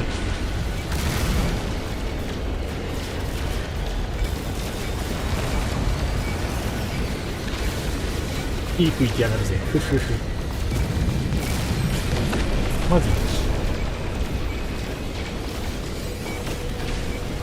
あれなんだよね、なんか海賊以外のこう一般の宇宙船はなんとなくだけど、やべ間に合わなかったか。このままいけないか。 OK。 そうテクノロジーガチャが溜まっていく。その通り。今日はガチャを貯めるターンなので、やっぱ効きが悪いね。OK OK。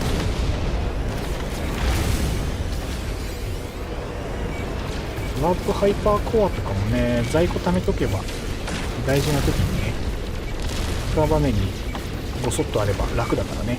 ありがたいありがたい。 OK。 完了。いやースターシルクありがたいですな。帰ろう帰ろう。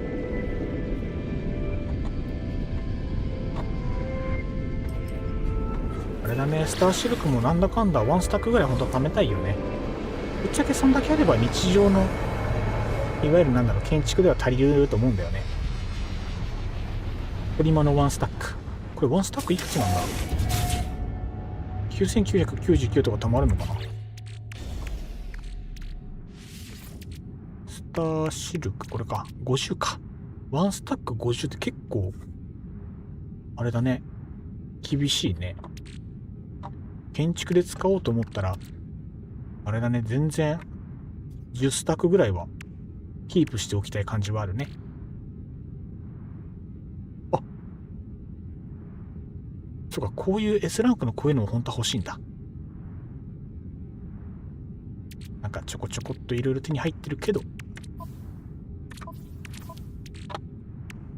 ふむふむふむふむふむふむふむふむ。とりあえず報酬をもらっていく。画面が単調だ。個人的には貿易金は500ぐらいスタックしてほしいですね。やっぱその方がいいんだ。やっぱりそのぐらいあった方が長い目で見て使わされるんすな。このニュートラルダクトとかもプリマ海賊狩りがね、多分今日のメインとして一番熱い気がする。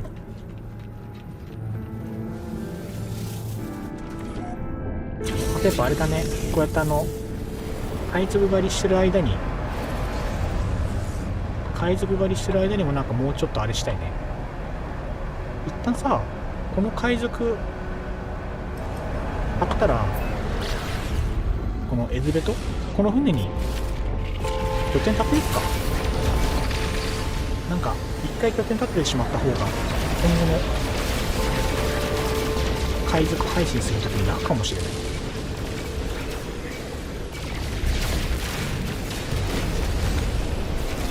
抽選って防御力薄いよな。すっかり非常に助かる。でね、これこの角度だとミサイルが当たりづらいので、ね、そこだけ注意する。貿易分離倉庫がいっぱいになるのはね、羨ましいです。やっぱそこもっと増やしてほしいですよね。アイテムの保管場所の細分化でもないけど、なんかうまい形で容量をもっと増やしてほしいとは思う。もうあれなのかな、やっぱデータ量が多くなっちゃうのかな。ちょっとメタ的な話になっちゃうけど、なんかもっとあれですよね、アイテムをもっとたくさん保管できるようにしてほしいですよね、ゲームのシステム的に。避けられた。よし、落としきれれば OK。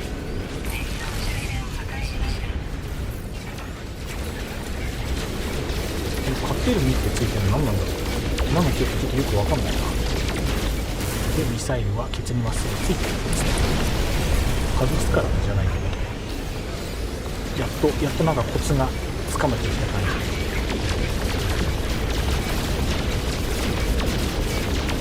さあでケツについてドン。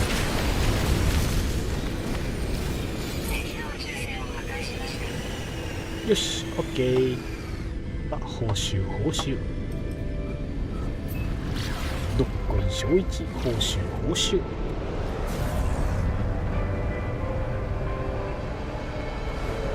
っぱあれですね、アイテムとりあえずスタック1スタック2スタックないし、10スタックか、50個ずつになるととにかくもう暇な時間というか、日がない一日ずっと海賊行為続けないと正直たまる気がしないというか、結構かかりそう、この感じでいくと。 Thank you。 なんかさっきウォーカーブレイン1個欲しいみたいな話してた気がするな。なんかどれもこれもあんま美味しくないな。でも今だとあれか、主力戦撃ち落として自分の貨物船の強化もついでにやっていきたいところ。あとあれだね、一旦もうここら辺の武器を強化したいんだけど、みんなどう思う？正直いや、もったいないか。今ここでガチャ回すのもったいないか。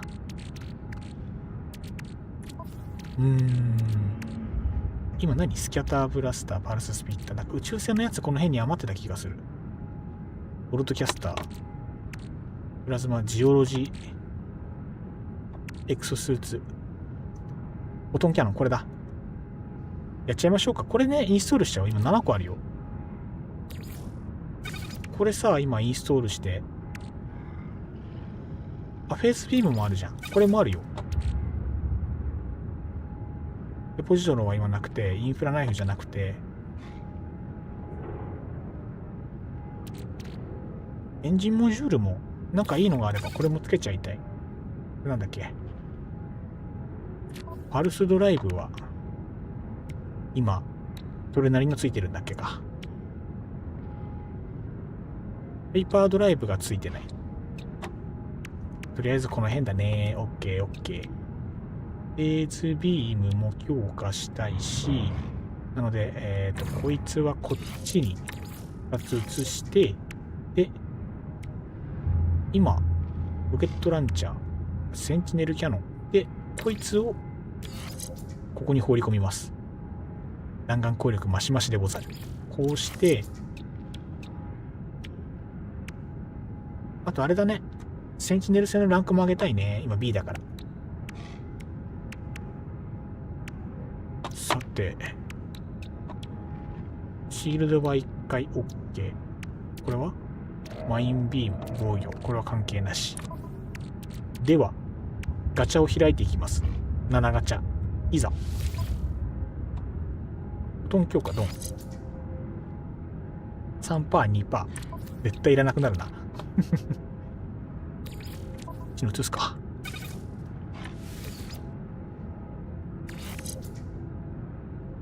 8%、3%、4%。ふむ。なかなか。さあ、ガチャオープンだ。9%。なんとも言えないですな。4%、1%。ここの2つは正直もういらないか。ここ2つばらすかも。こことここばらして。カスタムデータでサバイバル楽しい。サバイバルもたまにやると面白そうですな。4%、9%。悪くない。まあ。3%、1%。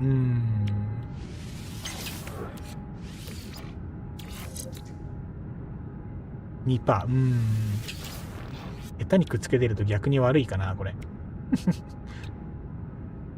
弾丸攻力思ったより伸びなかったですね。フェーズビーム。本当はね、ロケットランチャーの強化が存在するなら嬉しいけど、多分ないから。あと、フェーズビームの強化。これないんでしたっけか、フェーズビームは。あるじゃん。じゃあ、こいつも、やっていきましょうか。これの位置はちょっと変えたいか。フェーズビームこうして、でここを中心にフェーズビームはインストール。意味です。22強。惜しい。ダメージあと 1% で最大だった。あ、これあと 1% あれば最大なんだ。10% が最大か。これ熱いですよね。9%、4%、3% なんで。結構いいダメージが。9%、8%、9% ついたから、ペンション結構熱いんだ。OK。で、見てこれ。フェーズミーブダメージ 22%。これはなかなかなのでは。悪くない。ビームアップだって。3熱 12%。943は最大？あ、これ最大なんだ。ラッキーついてる。943最大。じゃあこれ843も結構強いんだ。これがあと 1% で最大だったんだ。そういうこと。じゃあ、なかなか当たりだったのでは。ナイスナイス。ナイスナイス。見て、31%、96%。これめちゃめちゃ当たりでしょ。今のところ、かなり引きは強いのでは。単熱 52%。ダメージ 28%。いや、めちゃめちゃいいぞ。で、ついでにもう一個、インストールして、数字次第。ダメージ 17%。これいらないね。めっちゃ当たりですね、このフェーズビーム。やっぱり、当たりなんだ。どうしよう。3熱58、28、31。ってなると、こいつがいらないかな。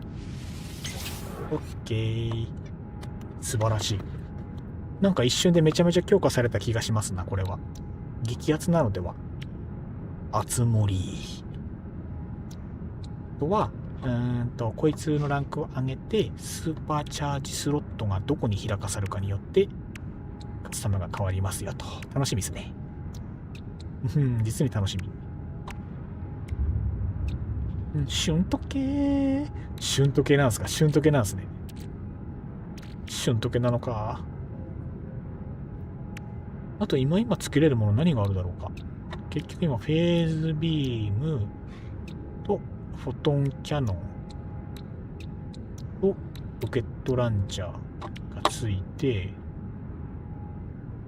あとは紛争状況スキャナーだけインストールすれば、今どこで、アンプリファイアついてないや。これはつけた方がいいのか？単独でつけれるもんね。つけるだけつけた方がいいか。あとインチウムドライブも実はつけれる。あ、違う。これ競合するのか。枠余ってるな。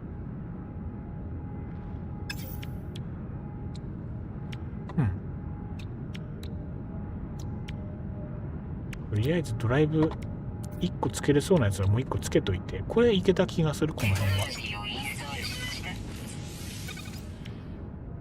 照明装置もう1個用意して、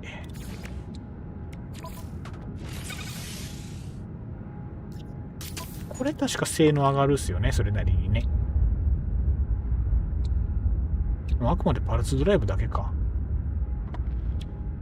まあいいや。ないよりはいいでしょ。きっとないよりはいいはず。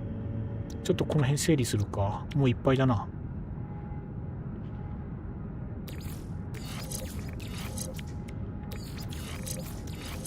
こうしようかな。あとあれだね、この辺もオートリチャージはついてるけど、まあいいか。そこはあんまり気にしなくてもいいでしょう。オッケーオッケー。おいで。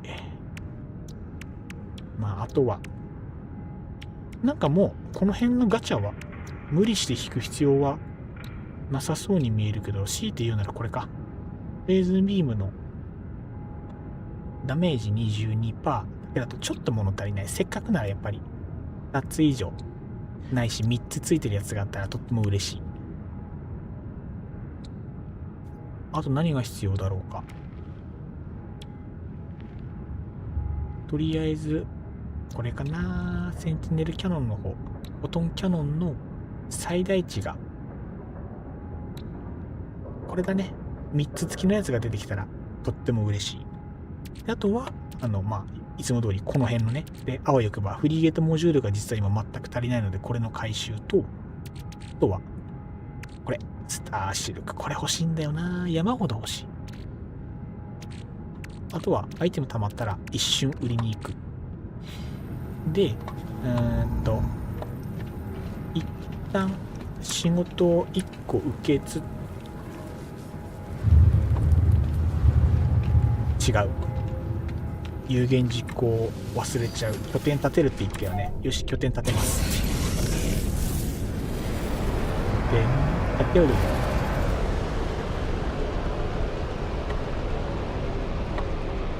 あれ、貨物船修理の依頼ってもう受けてたっけか、そういえば。これ失敗だな。先にやっちゃうか。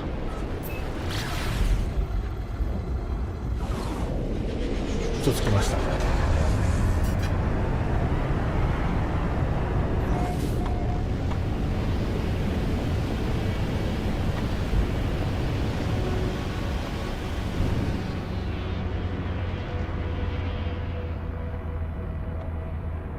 今日からここを我が拠点とする。だいぶ適当に決めたけど。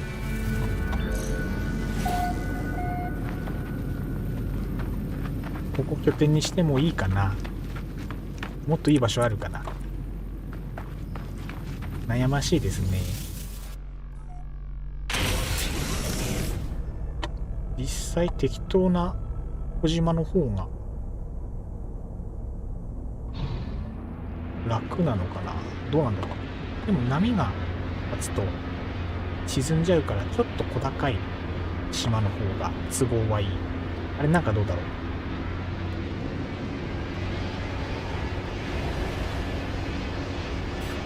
これちょうど良さそう。ここに拠点建てますか。 OK。 ではここかと思ったところが良き拠点ではここですな。一見足場悪そうですが、ご覧の通り足場が悪いのです。一見とは。じゃあここを我がキャンプ地といたします。夜景が綺麗ですね。寒いね。でもね、星が。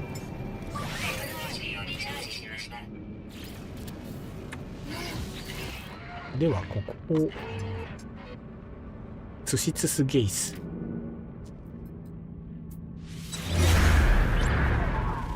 はい、ここ俺のは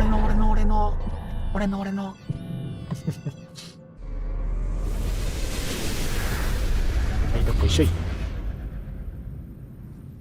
じゃあここに今から基地を建てまする。この岩どうしようね。これどうせ壊してもまた生えてくるよね。で、こいつはもうこのままにしてこのまま拠点を建てる。そのためには何から手つけよう。トリマ板を出るでもいいのですが、柱が生えてる体にしたいので、柱の位置を1個決めます。こうかな。まずで、方向性一旦こうでいいか。で、ここから何をしたいかと言いますと、これを柱の体にするので、まずは埋めます。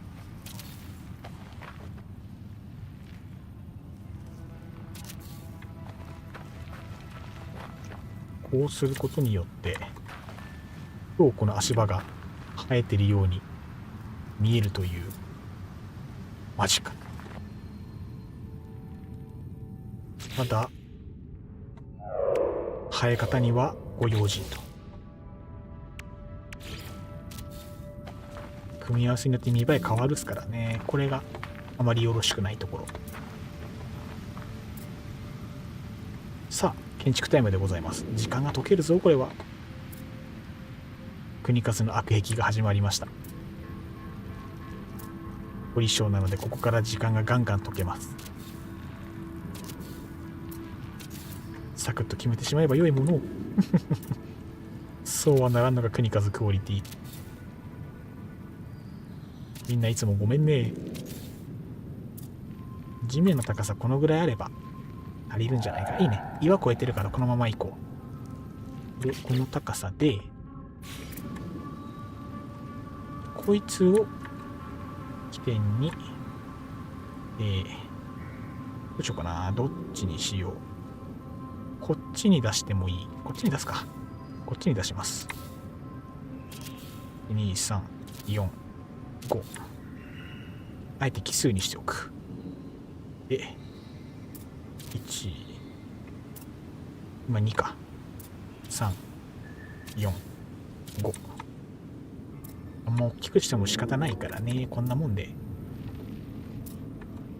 で、1、2、3、4、5ってやって、つなぐと。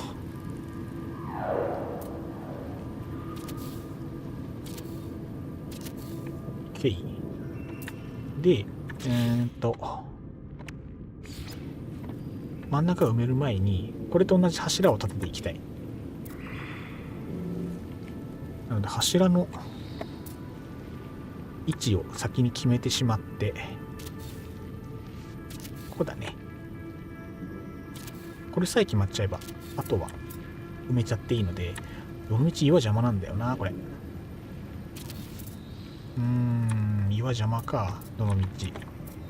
かぶるよね。どうしよう。ちょっとだけ気に食わないけど、いいや、見なかったことにしよう。このまま柱立てて、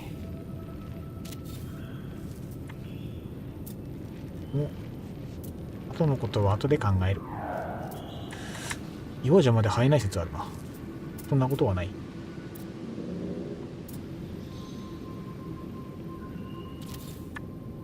なんか海賊っぽい拠点にしたいよね、できればね。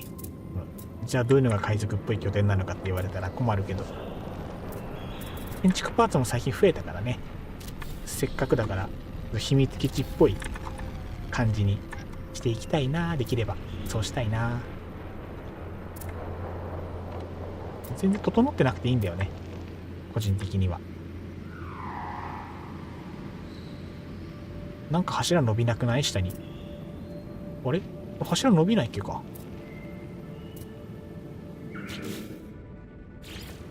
れあれか、もしかして。資源足りないって言われた。マジか。こんなに資源ないか。あ、マジか。資源不足だ。あ、マジかよ。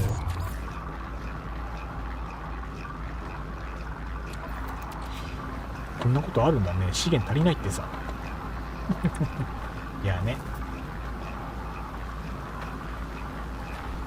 拠点立てるの時間かかりそう。どこまで行けるだろうか。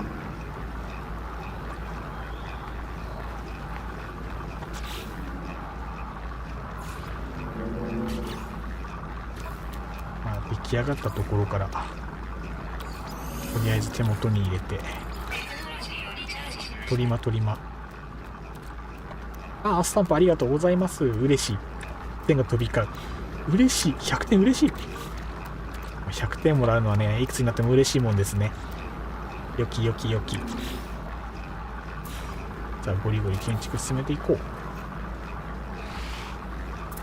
床張ればどうやら柱は張れるっぽいんだが、もったいないからこれ消して貼って、そっか、いちいちあれだね、ここの下に床板を押しました。ありがとうございます。嬉しい。こういうアクションはね、もらった分だけ嬉しいもんですよ。人間現金なもんでね。ありがとうございます。ここが建てれればあとは OK かな。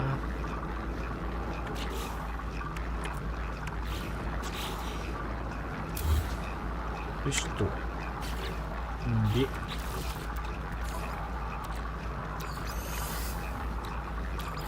や圧倒的に足りない機材が。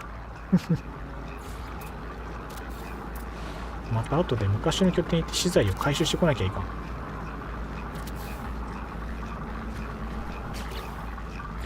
ちゃけこの柱のこだわりがなければ全然時間はかかんないんだけど、建築ってなるとあんまり手が抜けない性分なのでね、もったいないじゃん。だってせっかく建築なんてこだわればこだわるほどどんどん上手になっていくことが確約されてるジャンルだとワイは思ってるので、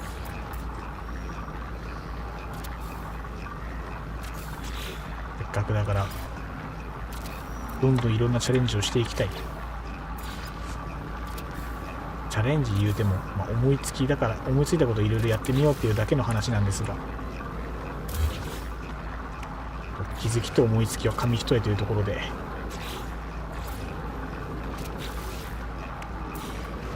なかなかこの辺のね柱をどうこうっていうのも一瞬イメージは湧くんだけど、やばい、うまくできない。来たオッケーオッケー。はい、よしよしよし。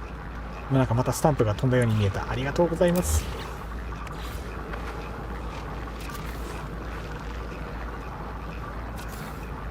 これでほぼほぼ欲しいところの柱はこっち側がついてないね。そこにもついてて、あ、リュウキさんこんばんは。いらっしゃいませ。ありがとうございます。今日は海賊プレイ中だったんですけど、今海賊聖騎に拠点立ててます。ちょっと待って、エネルギーシールドが海賊聖騎に拠点立ててね、今後の海賊産業、海賊業を円滑に進められるようにね、準備をしてまいりましょうというタイミングでございます。どうぞどうぞお付き合いください。資材がね、とにかく足りない。困った。あとは建築カメラを使いこなせるようにならないとね。確かにそう。カメラ使いこなせればもっと話早いんだろうけどね。これも癖なのかな。なんだろう、安心できない土地で自分のボディを差し置いてカメラ飛ばすのがちょっと怖い。いつの間にか空に飛んでたりとか、なんかよくわかんないことになってることが多々あるから、あれがなければね、何も考えずに本当にカメラ飛ばすかで癖付けするんだけど、まだね怖くて癖付けができてないところが正直ありますな。これはよし。あともう1枚。これ狭いところはどうしようもないから、やっぱカメラを飛ばしたい所存いけるかな。よし。なくてもいけるならこのままなしでいくけど、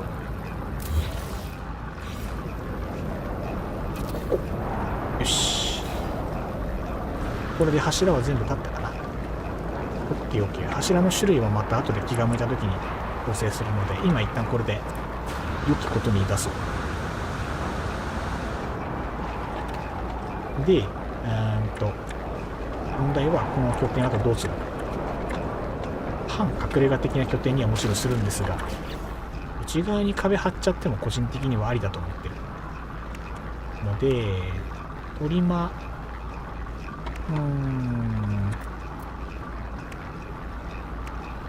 とりあえずガラスバリーにするか。こいつかな。こうの岩邪魔なんだよな、正直言って。正直この岩邪魔まである。でもどうせまた発生するんだろうから、この岩そのまま生やしとく。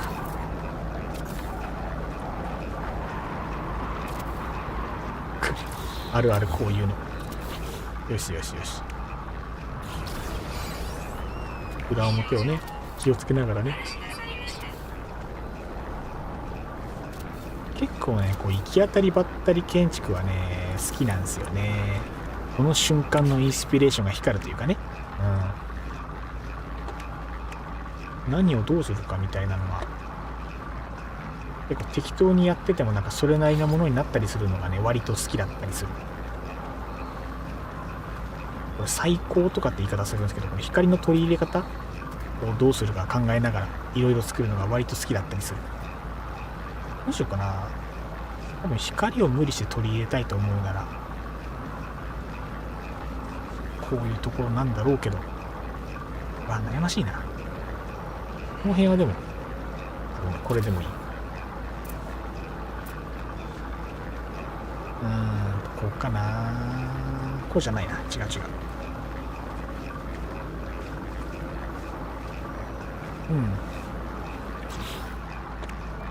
で、ここは個人的にこれでいい。気に食わなかったらまた後で帰る。ね、最高のやり方が最高。ダジャレ出てる。今日あれですね、ダジャレが我慢できない日ですな。パンダさん、今日はダジャレデーですね。で、地面に接するところは一旦地面に接するところはスルーして、でこの構造が何かと言いますとですよ、この上に飛行場をこさえて、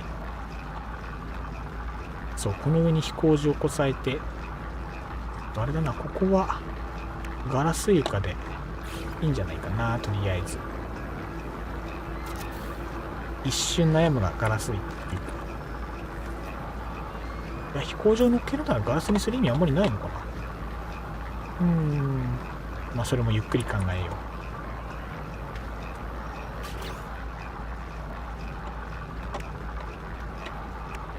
う。もともと我慢してないよ。タイミングと状況を見てる。隙を与えてしまったか。パンダさんに隙を与えるとバシバシ放り込んできますからな。この岩いいな。この岩の上に明かり後で乗っけて足元明るく演出しよう。後でそうする。で、一応階段を、最近ねこの階段使うことにハマってる。個人的な好み。マイブーで、シンプル床板を一旦この辺に1個貼っときたい。これ2ついらないな。シンプル床板1枚なんだけど、今ここで貼っちゃうと、ここのね、高さがね、浮くんですよ。確か。ここ浮かさないための工夫をしなきゃいけなくて、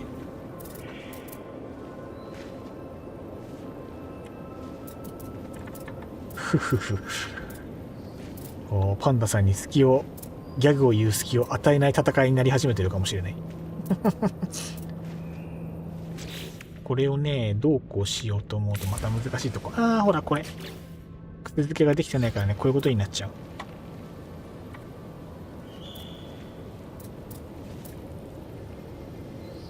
ここで階段をこうぐるっと回して、ここの地面の下に正直持っていきたいんだがですよ。ね。言うは優しい、行うは形。でもこのままストレートでいくとどうなるんだろうな。こうなって、で、ここに適当な壁を1枚押さえて、軍港完成間近になります。いいですね。順調ですね。そのうち遊びに行きたいですね、また。軍港いいですね。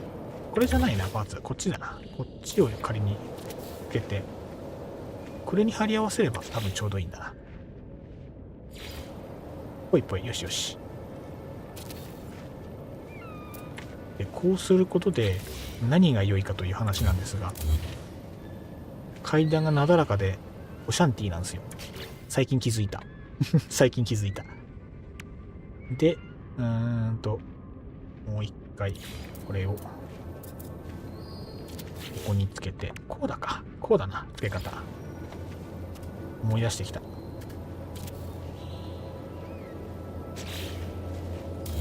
こうして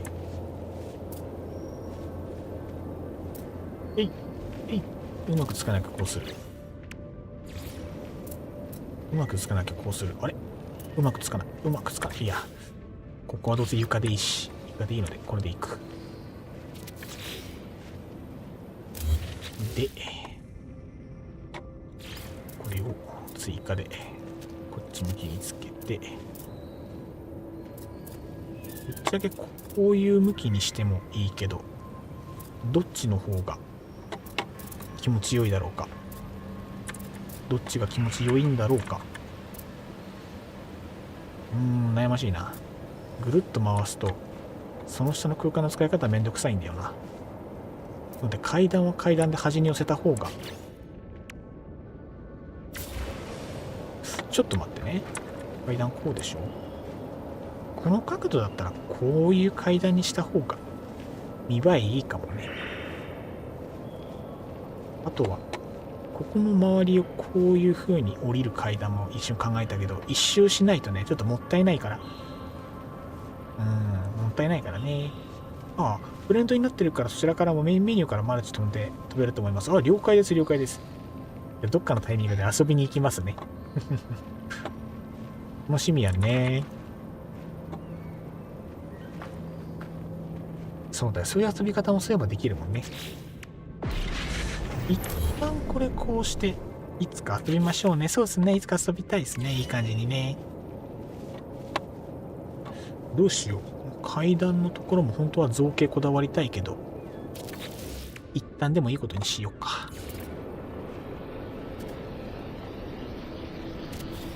でこうして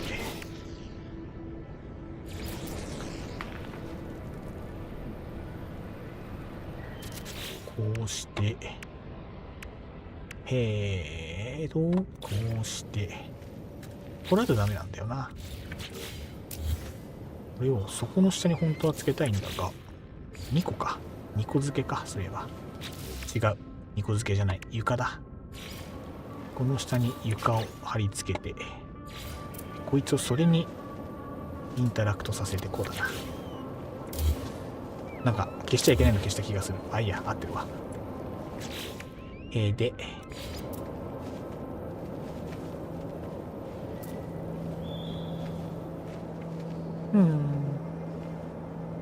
カメラが飛ぶ。なんかガラスが悪さしてるのか。あ、違うわ、間違った。これ貼らないと、これじゃない、これを貼らないと床貼れないんだった。コツ忘れがち。でそっちに合わせて、でこいつを、こいつは今いいのか。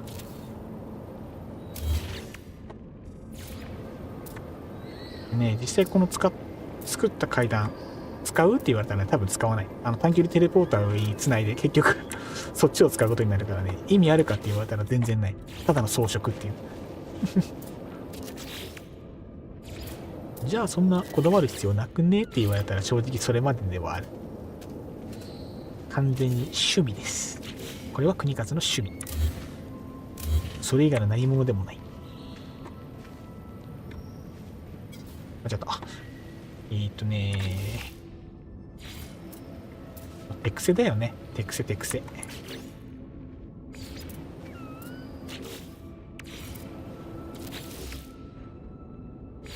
好きでやってるとはまさにこういうこと。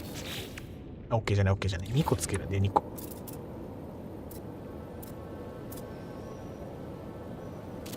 さて。で。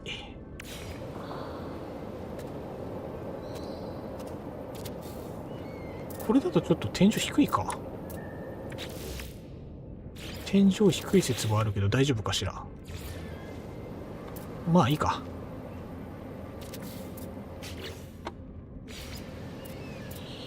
飾りと言いつつも、あまりにも実用性がなさすぎると、それはそれでなんかちょっと嫌なんだよな。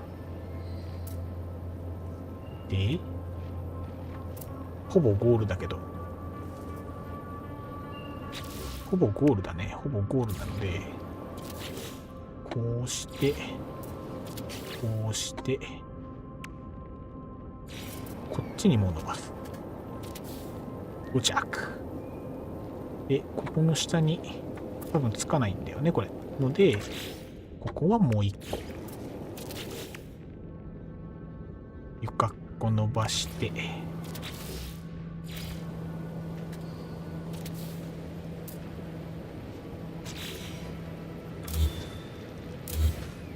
いまいちだけど、まあいいでしょう。いらんの消して、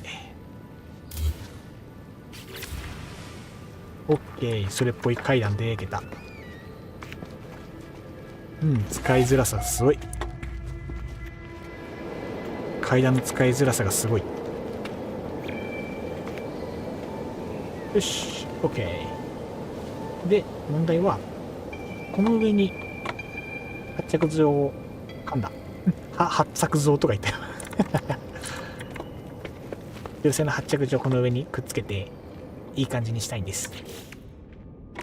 で床張ります。もうビシバシ貼っちゃおう。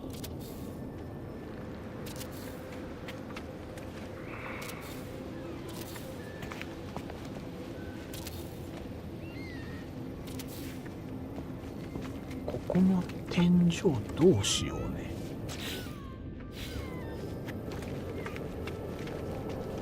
ここはもう階段つけちゃった以上天井にはできないから、ここはなんかそれっぽい屋根をかけてしまおう。その方がいいでしょう。屋根かけるか、いやまあ屋根かけるか。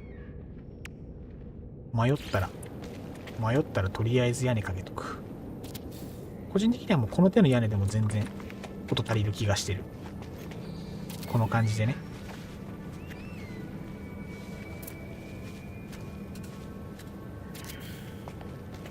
だってこれだとね、多分ここ階段降りるときに頭ぶつかるんじゃないかな。どうぶつかるこれ。ちょっと当たる。ちょっと頭に当たる感じ切ないな。これはちょっともったいないかもしれない、構造的に。なのでここを少し改める。こっからつないでちょうどいいパーツはこいつか。違うな、こいつか。こうだね。こうして、でこれはここで塞いで、ここにドアフレーム。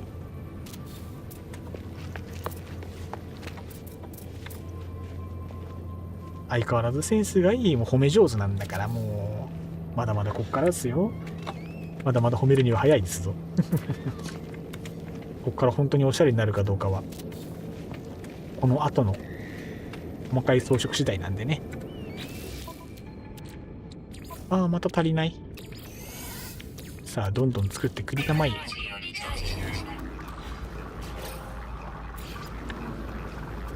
カラーリングとかも後でこだわりたいところではある。頭当たって階段から落ちるともうほんとそう本当にそれねそれが一番の懸念点ではある。とりあえずこれ避けたから頭当たることは一旦なくなったけど、これなんだよな、このパーツが中途半端になるのがね、やっぱいまいち好ましくないから、こっちの方が広くていいね。でもこのままだと上が寂しいのは正直その通り。この力量が発揮される。そう、これが Y の得意技、そして庭である。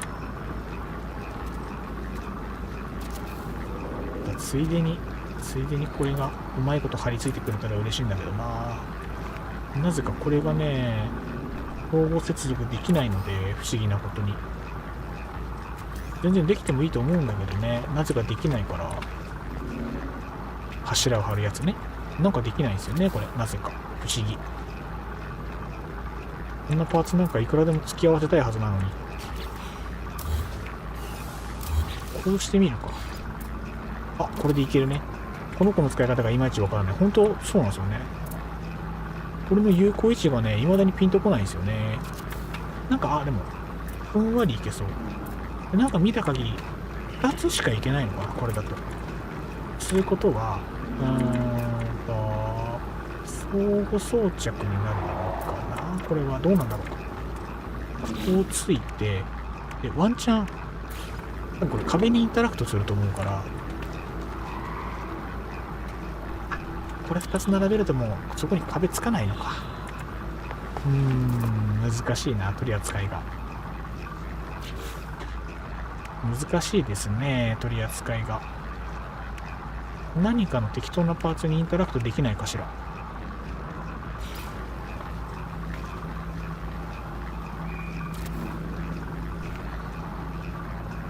ねっぽい。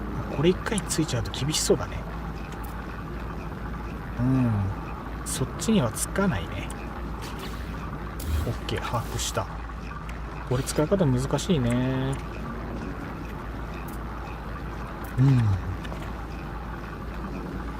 まあ角につけるものだと思われるのに使いにくいんでな。ほんとそう。なんかこれなんかもっと自由度があったら嬉しいのに。一応回転ができるから、数が足りてる分に関しては。こいつに他にインタラクトする方法があるならそれが一番いいんだけど。まあ、力技で、これは難しいですよね。やっぱりそうですよね。力技でつくならそれでも全然いいんだけど。一回力技でつけてみようか。試しにね。多分ね、こいつはここに合わせれば、わりかし力技でいけるんじゃないかな。根元の形は一緒なんだろうから。で、多分ね、一個こいつ独立してくっついちゃえば、そいつにインタラクトできるんじゃないかな。正直なんかそんな気がしてる。なので、こうして、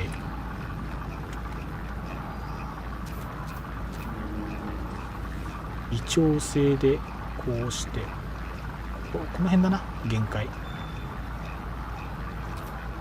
この辺が限界か。こう。で、これに対してインタラクトでいけるんじゃない？無理？あ、いけた。よし。なんか高さ違くねなんか高さ違うんだが。フリー配置の技。いまいちだね。フリー。自由だ。ただうまくいってない模様。インタラクト先が今地面になっちゃってるんだ。通常だとあれなんだね。お、皆さん嵐なんですけど、奴らはコミュニティ惑星にある基地の地形をいじっていたずらしてるみたい。ああ、そういうパターンね。いやーね、本当にね、こすいたずらしやがる。穴ぼこして遊んでるんだ。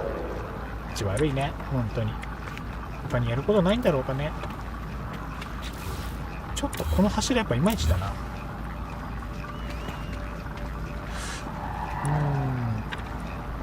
いまいちですね、これは。いや、一旦これ外側でセットでこれつけといて、こいつに明かりを埋め込もう。いつものやつ。いつものこの手の明かりをこいつに埋め込む形で設置してあげよう、今回は。そういう新しい試み。ここにさ、深さとかをもう完全に合わせてしまえば。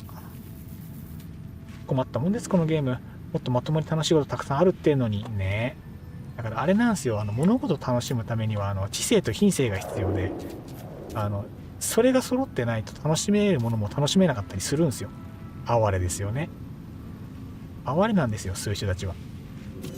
どうこれ。あ、もっと背低くできるね。もうちょい背低くできるや。あ、高評価ポチッとな。ありがとうございます。いつもお世話になっております。この高評価がね、励みになりますんで。本当にありがとうございます。サイズこのぐらいかな。もうちょっと縮めた方がいいか。で、こんな感じで埋めると、それっぽくなるんじゃないかな。この辺かな。どう？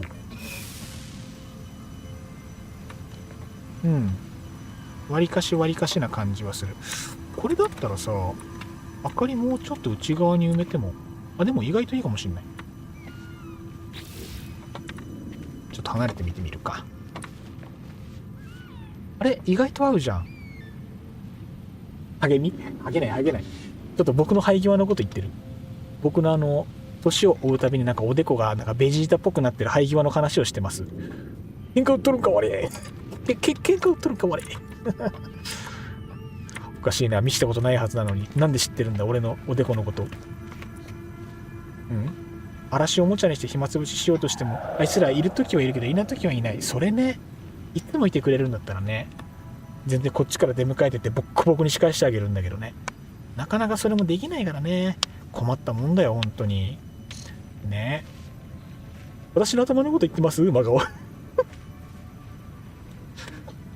ダメだ。みんな刺さる。みんな刺さるよ。ワイも含めて刺さる人が多すぎるんよ。やめようぜ、この話題は。みんな人の頭に気安く触るのは良くないよ。エチケットの問題もあるから。人としてどうかと思うよ、人の頭のことをとやかく言うのね。ほんとそうだよ、みんな。誰だよ最初にこんなこと言い始めたの。マジマジなってないっすわ。頭のことそうやって軽んじてね、よくないと思う。まったくこんなもんかな。りゅうきちゃんさっき言いましたね。みんな合流してる。いいね。やっぱりみんなコミュニティ惑星、本当はそうやって楽しむ場だからね。みんなで集まってね。正しい遊び方や。うっかりおもちゃにすると喜ぶだけなのでスルー推奨で。そうなんだよね。圧倒的に母語できれば話変わるんだろうけど、意外と難しいからね。そこなんだよね。結局ね。見て、この柱に明かり埋め込むの意外と違和感なくない？なんか元からこういう街灯ですっていう風に見えなくもない。これはいい。やばい、キンクだった。わらわら。パンダさんは生えてる人か。なるほどね。敵か。誰のモハメが軽いですって言ってないって。パンダさんが言いました。僕は言ってないです。それパンダさんが言いました。圧倒的多席、圧倒的人のせい。殿の建築センスが光りすぎている。もう素晴らしいでしょ。いいセンスでしょ。もっとはめていいんだよ。ミサイル打ち込むだけで OK です。素晴らしいですね。やっぱなんかもうちょっと自然な明かりが欲しいところではありつつ、あとあれだね、自分なんかあんまり使えたことないけどヒーター欲しいね。寒いよね、なんかこの辺が。出入り口近づいたらもっとあったかい状態にしたい。あれヒーターって元からあるっけか、建築素材に。あんまり自分で建設したことないからイメージがないんだよね。ある？アイテムの中にストーブ、ヒーター。あれ開放しないとないのか。どこだろう。誰の頭が光りすぎ、自分の発言。それは自滅なのでは。それはきっと自滅なのでは。多分誰も悪くない。そんな感じがする。強いて言うならパンダさんが言いました。困ったらとりあえずパンダさんのせいにしとく風潮を作ろうと頑張る。悪いやつだぜ。ゴキブリ退治みたいで面白いです。あるにはありますけど、殿はまだ解放できてないっぽいですね。解放してないんだ。困ったもんだね。いいか、ヒーターは一回諦めよう。全部パンダさんのせいになる不思議な魔法。生き貨物性の周回してください、ヒーター。そこで手に入るんだ。そっちの報酬とかなんですね。そっちの報酬がドロップか。いつか回るか。こうやって見るとヒーターマジで欲しいですもんね。ほんとちょっとしたとこではありますけどね。欲しいなヒーター。あとはなんか熱源になるものとか手に入れば本当はその方がいいんですけどね。一旦ここは仮にこれにしといて、これもあれですよ。こっちの方にあれを設置したい。工場を設置したいので、ちょっと土地を伸ばします。無造作に。伸ばす範疇どうしようかな。こっちからはどうせ回る予定がないから、ここはもうね、埋め立ててしまっても個人的には良い。個人的にはなんかガラス張りのアイテムがあれば、それで埋め立てたいところ、そこら。この辺のね、草木を増やしたんで、地の足元この草木ぼうぼうにして、石もちょっと開放したんでね、武骨な感じにしてようかなって今回は思ってます。これネタバレ。私は一気貨物性苦手なので、若干フレー声になりながら周回したものです。やっぱ得てあれはあるっすよね。独特だもん。だってあれもしばらくやってないからまた感覚忘れてそうだな。やっぱやっとかないといけないんだろうけどね。難しいところじゃい。どうしよっかな。この辺の今天井のパーツうまいこと噛み合うの貼り付けて、若干ホラーっぽいのは確かにあるかもしれないですね。そういう意味でも結構独特ですよね、あれね。ここの三角って、ここはこいつだったっけか、確か。ここはこいつで合うんだ。こうして、ここどうしよっかな。設置難しいな。ここも一旦これにしとこうかな、じゃあ。これ今ね。あれやべ。うまく貼り付けられないかも。しまった。柱のせいで。危なかった。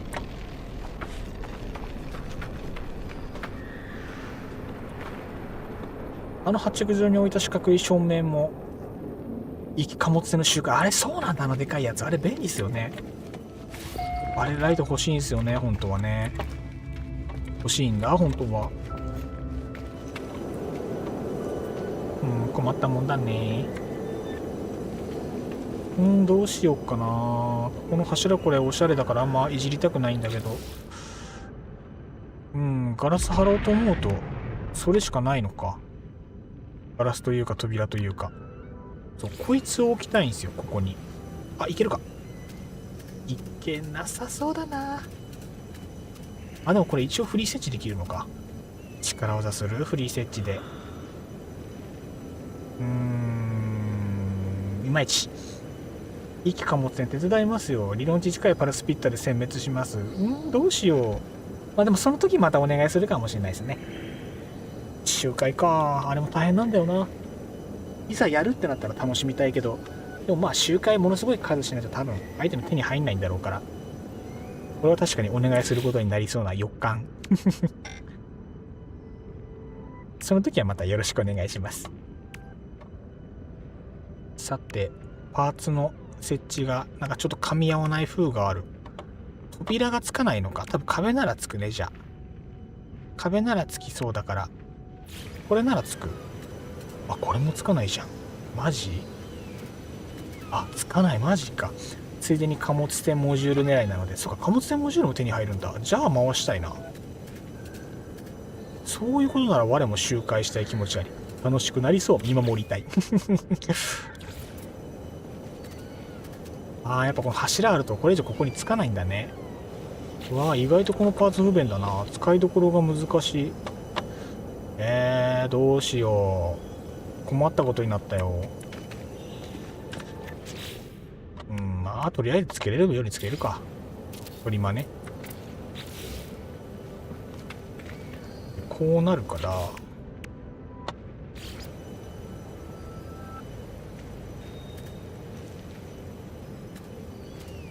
不便だなこの柱。すげえ邪魔だ。自分でつけて言うのなんだけど、この柱があるせいであらゆるものを干渉するんだけど。相性悪いね、随分。なんだろう、いまいちだねこの子ね。この子ってなんかもうちょっと面白い使い方ないかな。なんかこれ2つつけてこの後ろにこの街灯をつけるのはデザイン好きだけど、ほらワイヤーが面白いとこに生えたりして、単品で使うならいいけど、他のとのシナジーが難しい。ちょっとこれは要研究ですね。上がツンツルてんだからここに適当に照明貼るのもありだけどね。あとまあどうしようか。困ったらフリー設置すりゃ済む話ではある。フリー設置でガラス貼るか。ここだけ。あんまりね、困ったらガラス張りってあんまり好きじゃなくて、個人的には最終手段だと思ってる。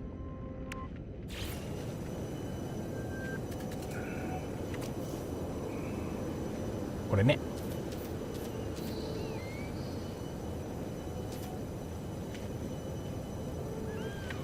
絶妙にずれたりするのがね、B 型だけれども許せないから、それに関してはほぼまっすぐなんじゃないこれ。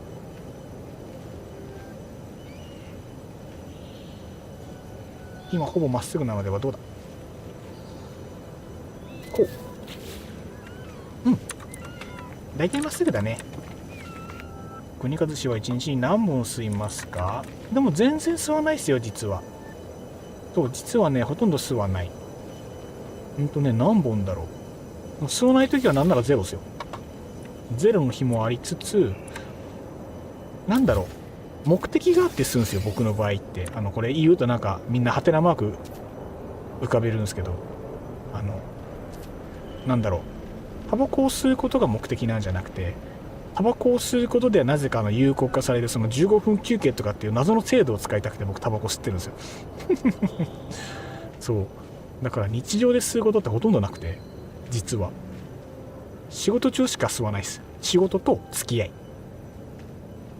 コミュニケーションツールというか、まあなんか社会生活をスムーズにするためのツールですね。ランプ消えたんだが、でもこれうまくない？設置の仕方。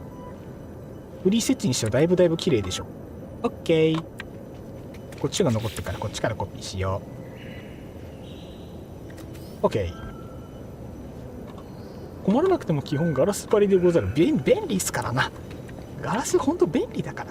それは致し方ないこと。こんなんよくない？こんなんよくない？こんな感じの子。どう？いいじゃん。このね、これわかるかな？ここにポコッと1個この出る感じ。これがね、好きだ。まるでそこが光ってるように見えるから、ほら、そう見えるでしょ？これが好き。自分はタバコまっしぐらです。まあ、タバコね。いや、本当にタバコは救いだからね。本当に。生きる上でのオアシスになりがちではあるから、そこはそこでね、全然問題ないと思う。なるほど。ガラスが有能すぎるから悪いんだ。いや、ほんとそう。ガラスはね、マジで有能。だってこれ貼っとけばこれでおしゃれでしょ？フリー設置でもちゃんと壁判定働くのかなこれ。合流いいですか？いいっすよ。どうぞ。合流ご自由にどうぞ。一緒にほら、景色も結構いいんでね、楽しんでもらえたら嬉しいですね。どうぞいらっしゃいませ。考え事する時のコーヒーのお供ですね。素敵。なんで不思議なあれコーヒーとタバコってあんな相性いいんですかね。あれがマジで分かんないんですよ。不思議。あれは不思議で仕方ない。あれも理論じゃないですよね。そういうものとしかね、言いようがない。どうしよう。ここね、ベランダみたいにしても個人的にはいいかなって思ってる。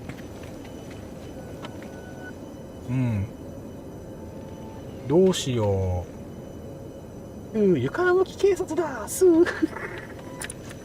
ろそろ直すか。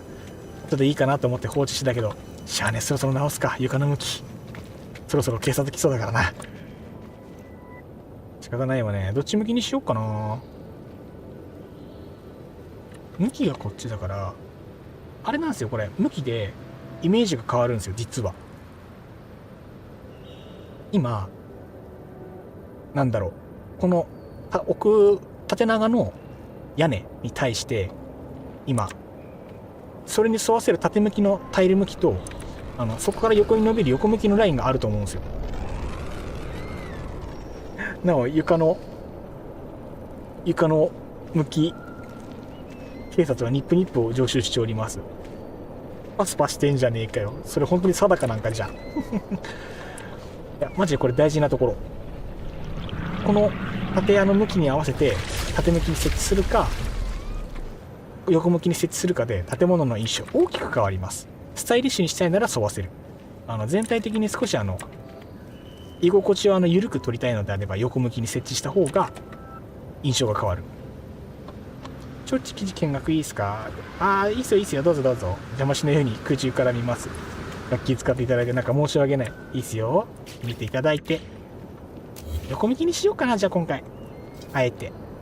今日は横向きな気分だな。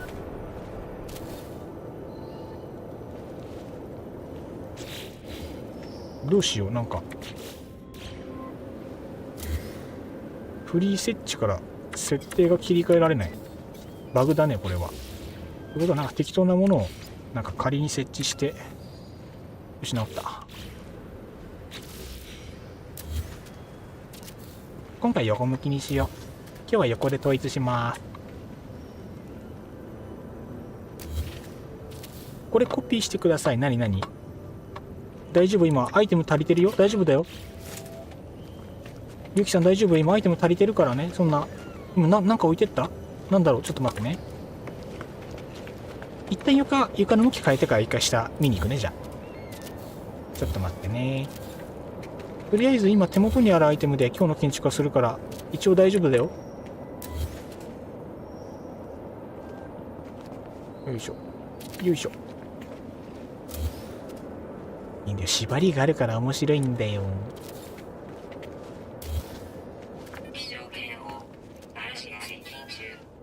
横向きになったりならなかったりする仕様はね、もうちょっと。今日の国風の好みはこっち向き。国風氏の建築スタイルまじまじと眺める。なんかちょっと気恥ずかしいですね。ちょっと恥ずかしいか。いいよ、ゆっくり見学してって。配信は見るものだからね。しかも参加型配信。間近で見れる。いいスタイルじゃないの。自画自賛。これで向き大体揃ったんじゃない？で、ってなると、今度ね、階段の方に貼ってる床の向きがバラバラなんで、これも気になるですよね、みんなね。揃えていくよ、大丈夫だよ。任してちょんまげ。さあ、揃えていくぜ。どんどん揃えるぜ。まあ、ここなんか使わないけどね、この階段。短距離テレポーターついた時点で。そうやったら治るんですね。知らなかった。どれ？向き？どれのことだろう？床の向きのことですかね。僕、床の向きはね、毎回こうやって直したりはした。直しておりました。この階段のところだけ部屋判定。変なの。早々に壁を張っちゃいたいね、本当はね。今あれか。ああ。ヒーターを置こうと思ったらまた目の前で消えた。大丈夫、大丈夫。大丈夫だよ、大丈夫だよ。そのうちまた設置するし、意外と気にならないからね。ありがとう。気持ちだけ頂戴いたします。ああ、そっか。フリーモードから直せなくなる場合の直し方。毎回消して置き直してました。ああ。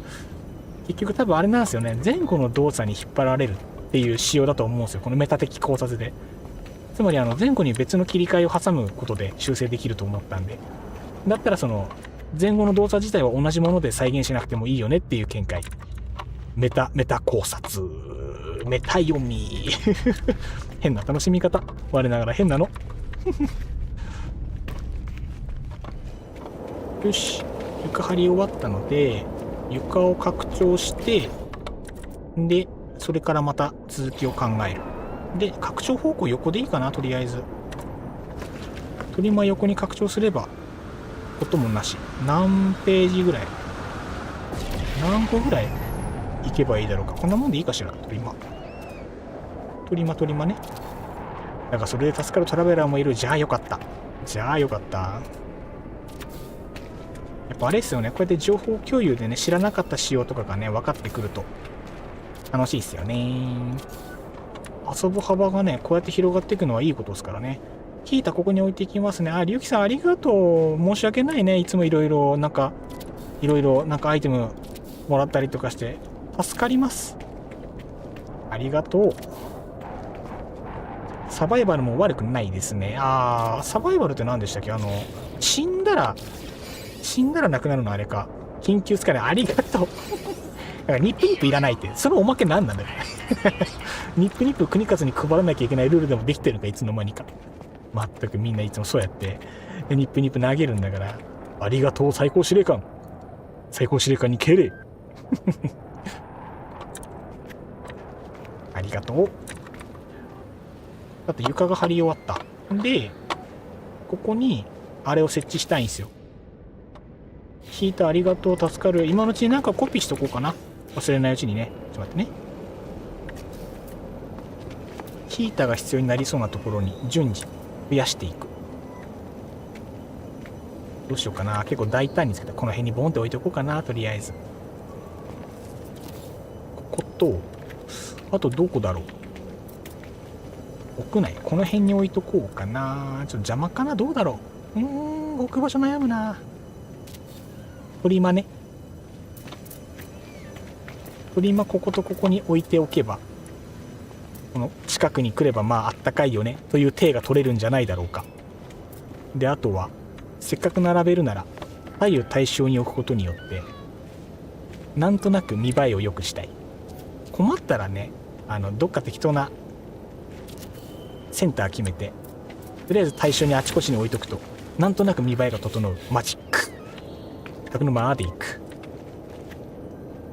多分ね、ここね、夜は寒いんだけど昼間になると、昼間じゃねえな。なんて言おうとしたっけ？言葉が出てこない。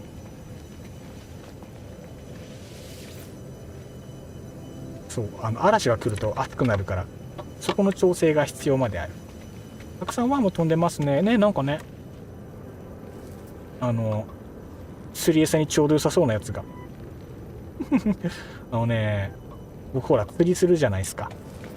だいたいその釣り餌にイソメっていう虫をつけるんですけど、見た目まんまこれ。イソメって調べるとまんまこれと同じビジュアルの虫が出てくるね、わかる左右対称のやつ。そうそうそうそう、嵐。そうそう、嵐が来ると嵐なのかな。雷も鳴ってたから多分嵐。そう、それが暑いんですよね。砂漠惑星なのでやっぱ夜冷えますね。寒暖差。やっぱ砂漠はねリアルでもそうっすからね。難しいところではありつつってところですな、これも。さてさてですよ。で800両を早々に設置してしまいたい今日この頃の Y。 こっちかな、これだね。でデザイン発着層、金属プレートとマイクロプロセッサーがない。プレート10のプロセッサーにね。OKOK。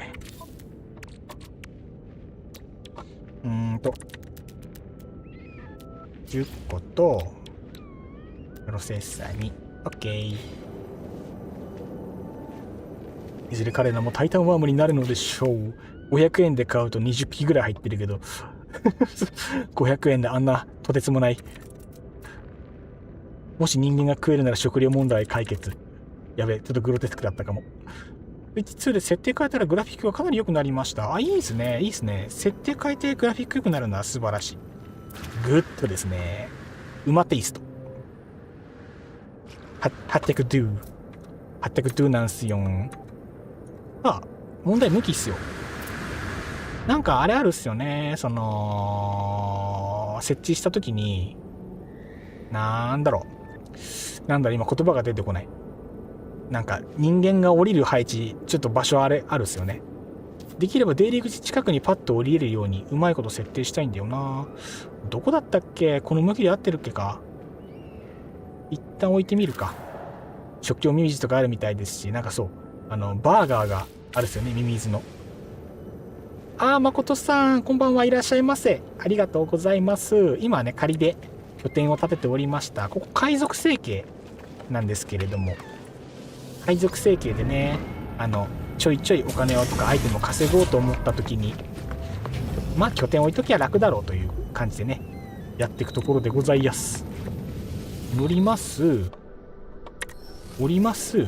ここじゃないんだよな。ってことは向き違うね。じゃあ向き変えましょうか。ちょっと待って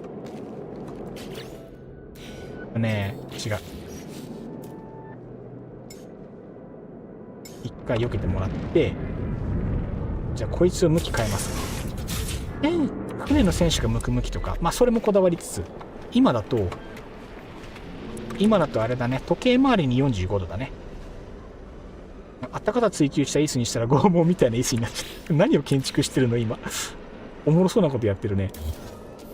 向きで言うとこの向きにすれば多分ちょうどいいみたいだので、ちょっと待ってね、今カメラ飛ばす。こうします。でこれをちょうどいい位置につけたいんだ。でこの後何をしたいかっていうと、この発着状の装飾をしたいんですよ。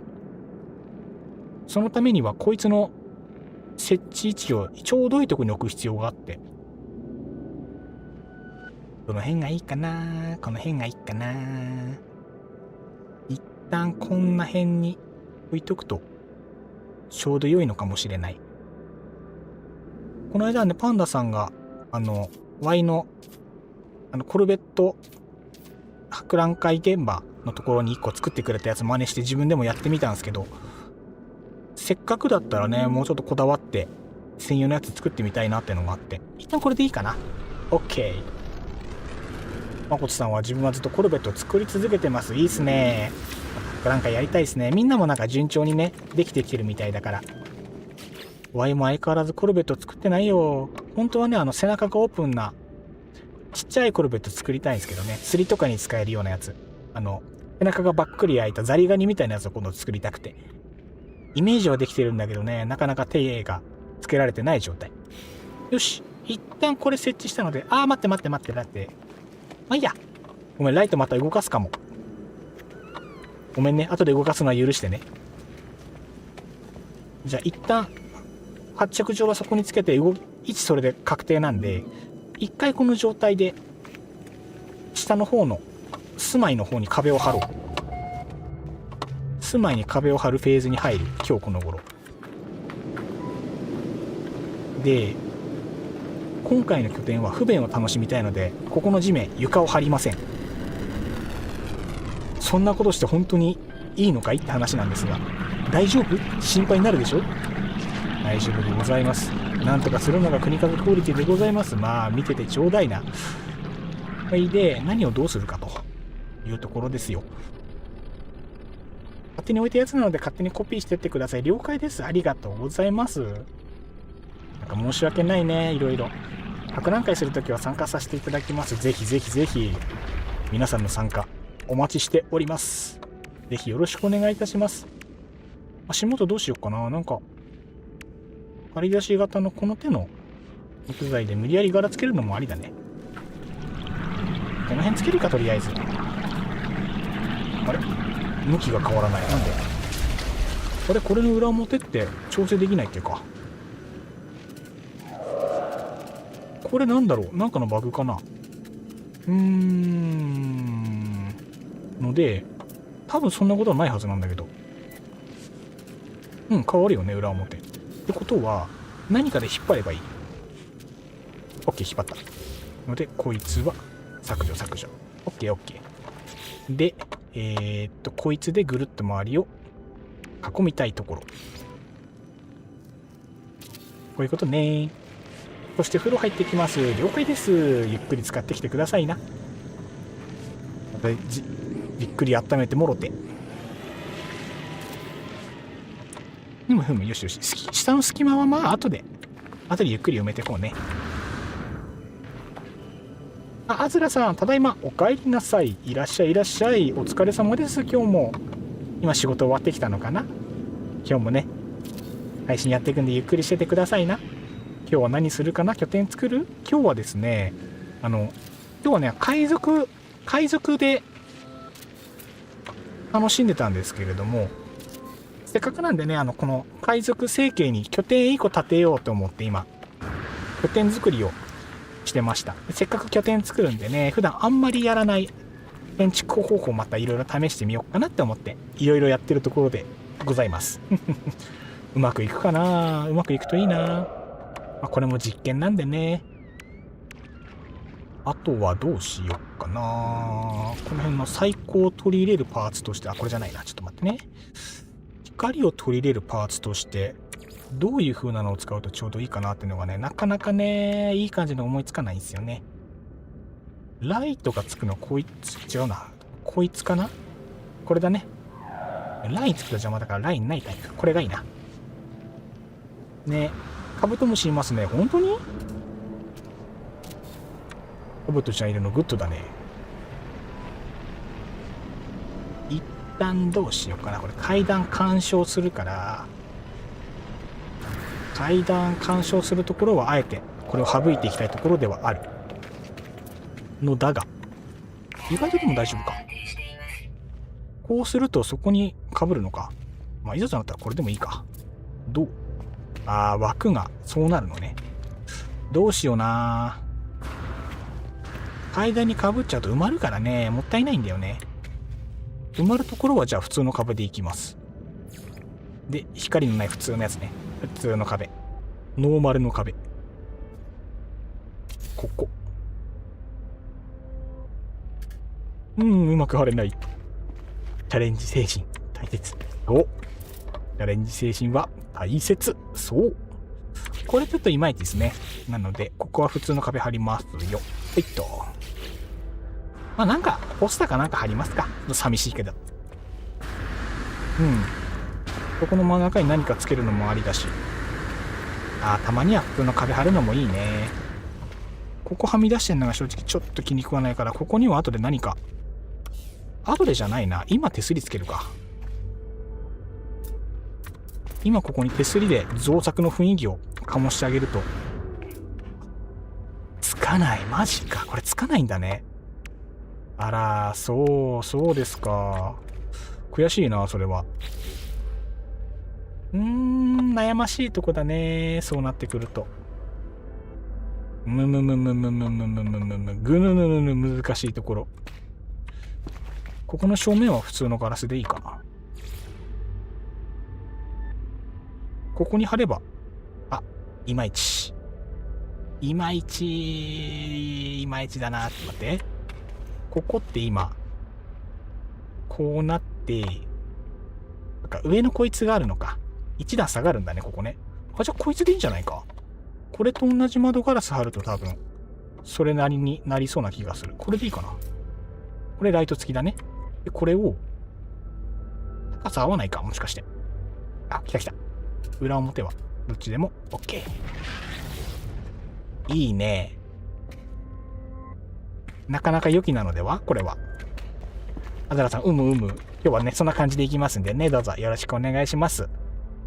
壁が寂しいけど、後でなんか、明かりをつけましょう。いいや、仮になんかつけるか。明るくしてる方いいからね。まあ、なんかこの辺、あ、せっかくだからこれつけるか。賢者なんでね。国数賢者なんで、こいつをとりあえず、でかい。薄くつけるなら、まあ、ここかな。窓ガラスの上のとこに。せっかくだからセンターはなるべく合わしたいところだけど、ここがセンター、こう。これ多分センターずれてるな。ここだな。ってことは。合わねえセンター。こんなもん。明るくするポジションは割とちょうどいいと思うのだが、どうでしょうか。悩ましいね。まあ明かりなんて後で考えるから OK。 で手すりも欲しいけど、とりあえずそうだ、ついついね脱線しちゃう。こういうところで悪癖だね、これはね。この辺の足貫通してる。落ち着け。どうしようかな。そこの最高はそのままぐるっと囲っちゃっていいかな。囲っちゃうか、一回。悩んだら一回囲う。どうしよう。コピーでいいか。で、ここ空間ちょっともったいない。床張らないって言ったけど、さすがに不便すぎるね。さすがに床ちょっと張るか。何がいいだろう。困ったらとりあえず石畳貼っとけばいいかな。そうすると下のライトが無駄になるんだよね。それだともったいない。その場合どうするか。この高さで言うと、ライトを残して床を張りたいから、高さ半分下げられればちょうどいいね。なので、こいつを貼ります。こいつをどうしようかな。この辺に貼って、ここから床を張る。いいね、悪くないね。で、さっきのこいつは外から消せる？消せないか。いいか、残しといて。そう、地面が盛り上がってるとね、いろいろ挑戦難しいよね。まあでも今回はそれにこだわりをね乱す回でもあるのでね、うまいことできたらいいな。そう、ここの端っこだけ埋まればでも大体いいんじゃないか。で、さらにこだわるなら、これ色変わるっけか。色変わるね。色をなんか適当に近い色に変えてあげれば。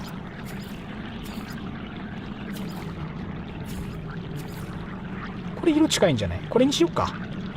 じゃあ色味これで。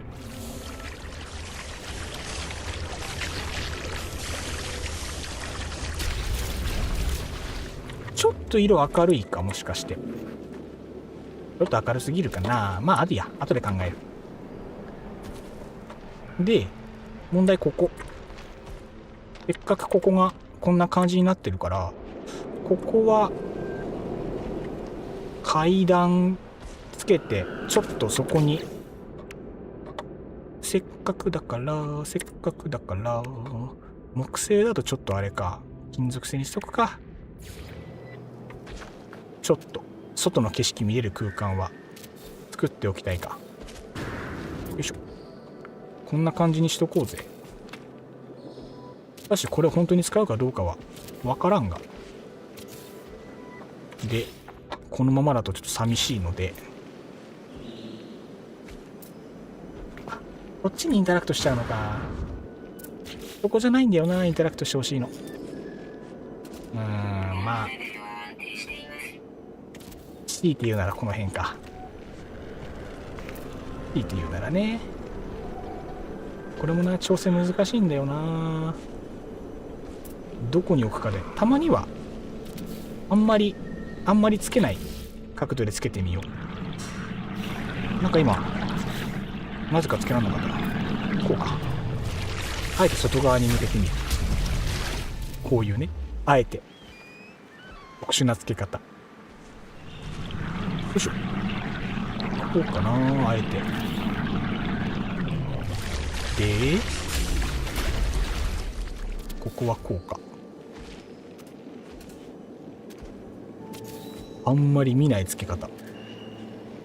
チャレンジ。国チャレンジ。なんか違うな。あ、いいのか。この状態でもう一個ついてか。違うな。グラフィックが変な感じになったので入り直します。あ、了解です。了解です。たまにあるよね。なぜかね。斜めに対して、そっち向きか。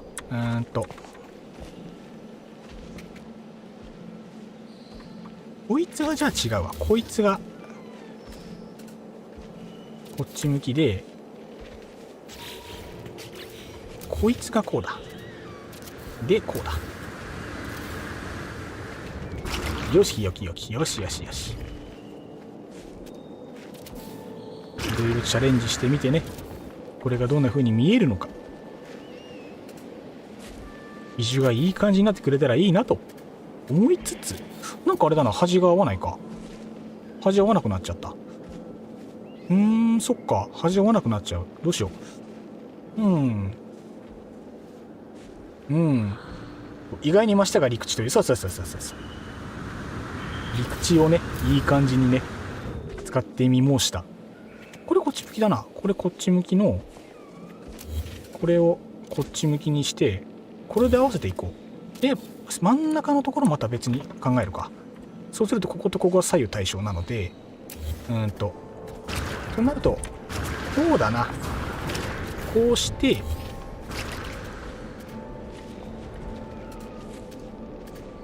こっちに来てほしい。向きこっちに来てほしい。そう。君はそこに来てほしい。そう。っ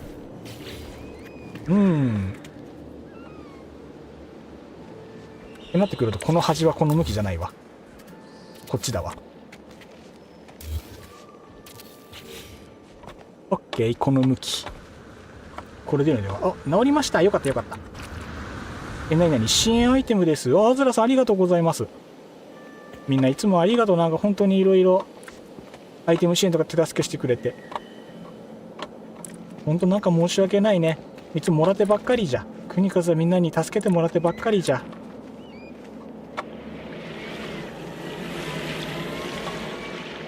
Beautiful。この感じ大事よね。この感じ大事よね。で、ワイの個人的な好みの問題。こっちはもう壁張っちゃうので、出入り口を今回はここ1個に絞りたい。今日はね。で、ここは後で、電動の扉にするので、開放向き、外向きかな？外向き開放のこの扉にして、で、ここの床に関しては、こいつで、どう？これでちょうど良いのでは。ふむ。で、ここはどうしよっかな。ガラスバリーにしてもいいんだけど、もしガラスバリーにするなら、装飾とか明かりなしの武骨なガラスバリーにしたい。こうだな。こんな感じでいかがか。こんな感じ。色は後で統一するけどね、いろいろ。結構いいのでは？ちょっとこの辺の食い込みが個人的に難しいところだけど、ここの空間もね、なんか後でうまいこと使いたいね。で、今度はこっちの壁っすよ。スカスカなんでね、この辺もどうにかしたいところ。いい感じ。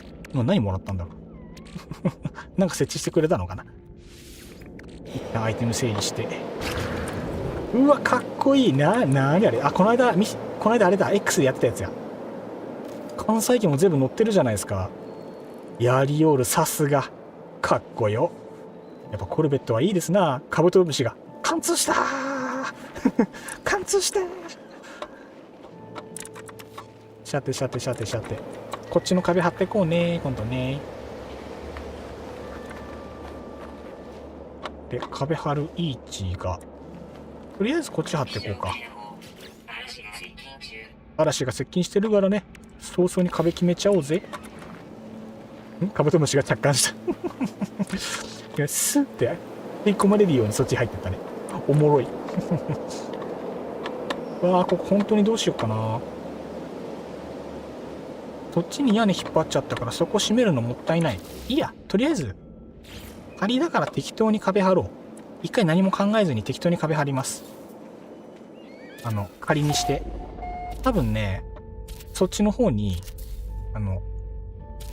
実質天井が伸びてるんで、多分ね有効活用したくなるから、多分ね話変わると思う。一旦こっちもね適当に壁張る。細かいことはね後で考える。で一旦こうなりました。下が空いてるな。一旦こうします。お、なんかそこ違くね。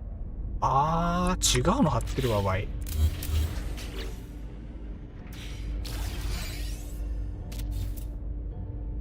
困ったらコピペ。オッケー。なんとなく整ったね。カブトムシくん一旦ざっくりこんな形なんだけどね。まあ龍樹さん落ち着いてってまあ馴染んでるな。意外と馴染むね。よし、じゃあそのソファーそのまま採用。これ収まりいいね。設置うま。配置完璧じゃん。設置うま。なんかそこにちっちゃいテーブル置こうぜなんかちっちゃいテーブル置こうぜ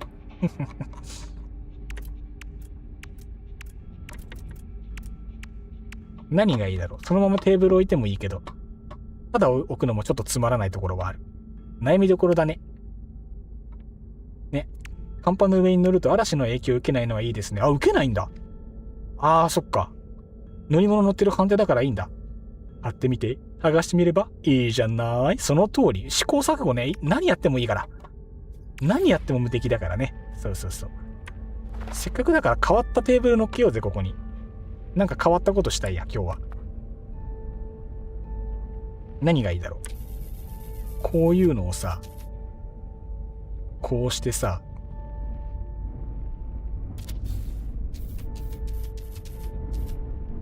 これ2つ並べておけないのか。例えばね。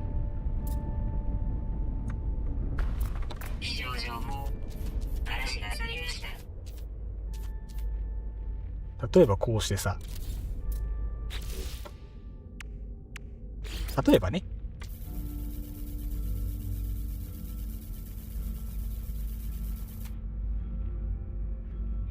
うわ、ギリギリ置けないのかこれ。いいか。こうしてさ。こうしてさ。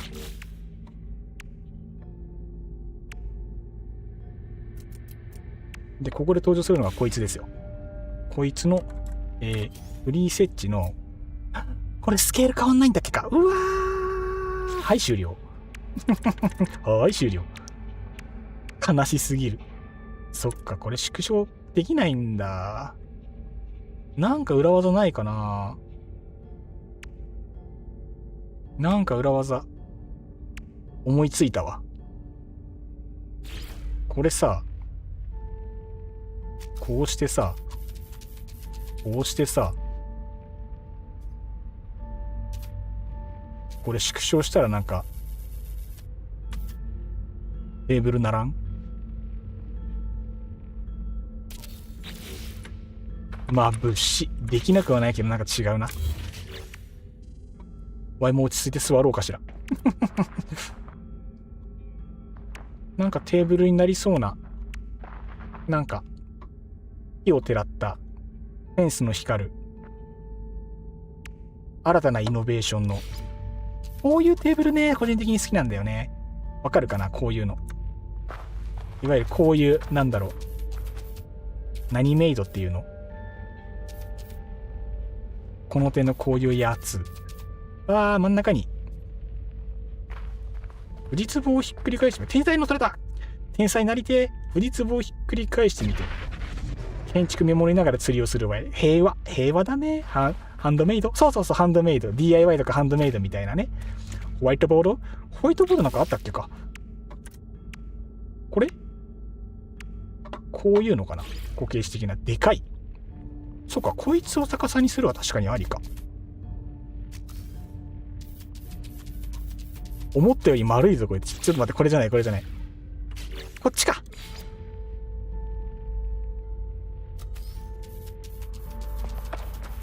思ったよりケツが丸いぞこいつら。思ったよりケツ丸いな。それ裏側の柄そんな感じなんだ。知らんかった。裏側そんな感じなんだね。分厚いんだよね、それね。乗っちゃった。分厚いんだよね、それね。浮かせたいんだよ、これ。テーブルの足だからさ。だからこれにうまく乗る絶妙なやつ。今のね、木製のパレット今、いい感じだなと思ったんだけど、いまいちだったね。困ったらね、こいつを、思ったより丸かったー、こいつをひっくり返したら実は高さちょうどいいとかない？こいつ軸ここか。困ったらワイヤーグリッチとか手あるけどね。ワイヤーグリッチ使うか。最近というか全然今まであれしてこなかったワイヤーを使ってみようか。グリッチってあんまりなんか処理が重くなる嫌いがあるからあんまり使いたくないんだけど、背に腹は変えらんないんでね。で、こいつに対してこいつを貼り付ければいけんじゃねえか。浮くんじゃない？結構浮いちゃうね、思ったよりも浮くじゃないか君。上向きだと眩しいんで、これをこのままテーブル作ってます？今とりあえずテーブル作って見てるんですが、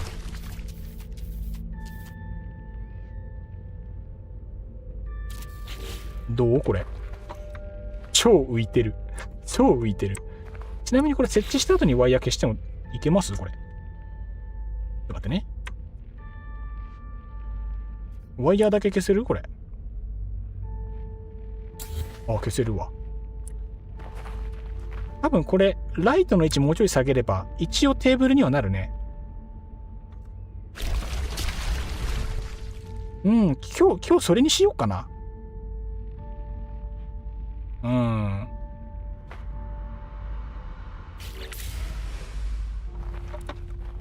研究の余地あり。一回避けるか。これちょっと宿題にするわ。ただ、やっぱり石の素材をいろいろ開放したから、やっぱ選択肢増えたね。それはなかなかいい感じ。よきグッドですね。誰か暴れてる今。どうしたみんな落ち着けて。どうしたみんな暴れとるんか。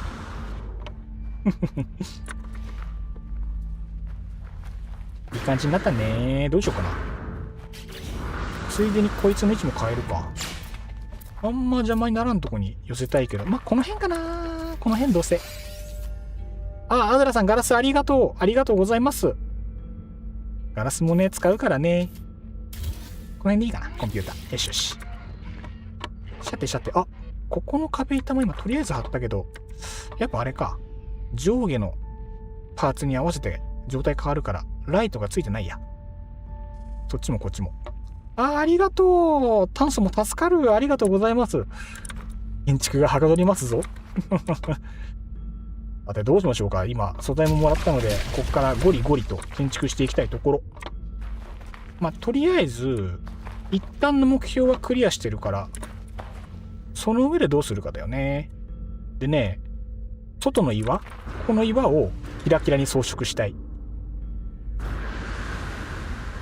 第2番新アイテム、ありがとう。完成したら見せてね。了解です。楽しみに待っててくださいな。いい感じにしたいね。また部屋暑くなってきた。よしよしと。じゃあどうしようかな。あと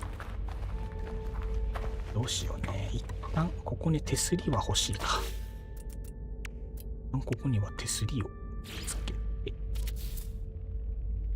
落ちると嫌だからね。落ちないようにしたいよね。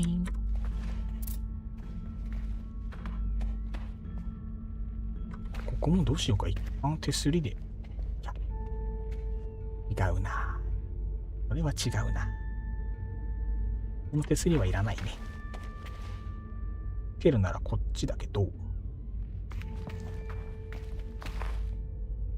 この階段手すりつけるの難しいな。なんか、すごい、いまいちな感じになるな。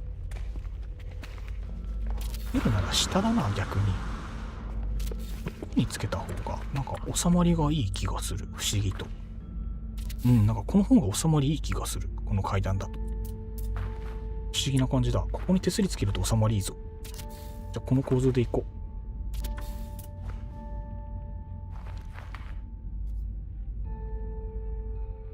こうだね。こうだね。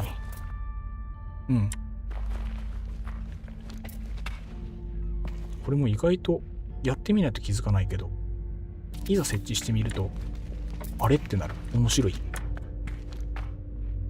こうだね。こうだね。で、こうだね。こうだね。ふむ。ここはでも欲しいか。で、こうだね。ここはでも欲しいか。で、こうだね。圧迫感ある？どうだろう。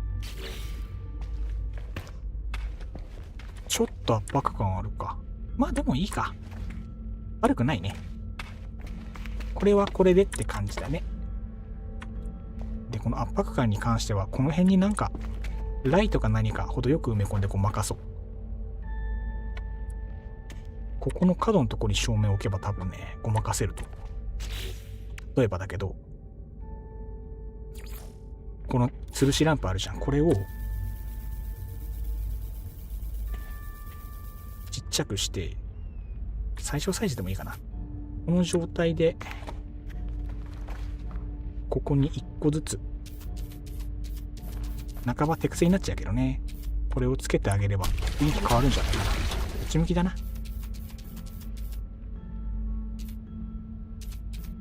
この辺かな。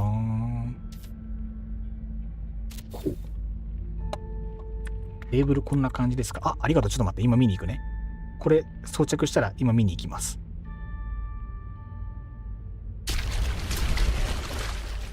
これをこうつけたい。お年頃。これをこうつけたい。お年頃。この辺。こうすると降りてきます。圧迫感あるかなと思ったけど、ほら照明が1個あるとさ、急に圧迫感消えるよね。ここで区切ってますみたいな感じになるでしょ。いいね。思ったよりいいじゃん。オッケーオッケー。後でこれは全部つけていく。いいじゃん。さすがだね、りゅうきさん。センスいいね。さすが。そう。この感じ。ベリーグッドです。これはね、さすがです。ありがとう。いいね。いい感じだ。どうしようかな。あと。これ今明るくしてもらったんで、これ OK で。なんか、すごいね。階段のとこごちゃごちゃになったね。見た目が。手すりちょっと外すか。さすがにごちゃごついてるね。あんまりごちゃつくとあれだね。うわー、そっか。いや、こうだな。こっち向きの手すりはあえてなしにする。で、そうすると、修復のみになるので、こっからはね、腕の見せ所。うわ、悩ましい、これ。階段の明かり問題ありつつ、道中ライト置くのはまず確定。あれをコピーしていっぱい貼り付ける。あれだね、食材マジで便利だね。こいつをコピーして、とりあえず同じようなところを全部に貼り付けていきたい。そうすれば割とある程度体裁を整うんじゃなかろうか。早速構造違うわ。早速構造違うんだよな。これがいらない。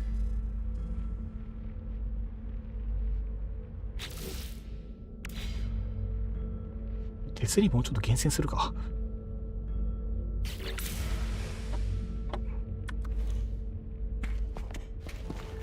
いや、全体のバランス見るの難しいね。こうやって見るとね。ここはセット。ここはこう。ことは、そこに2個ついて、ここにも2個つけてあげると多分。これなりかな？どうだろうな。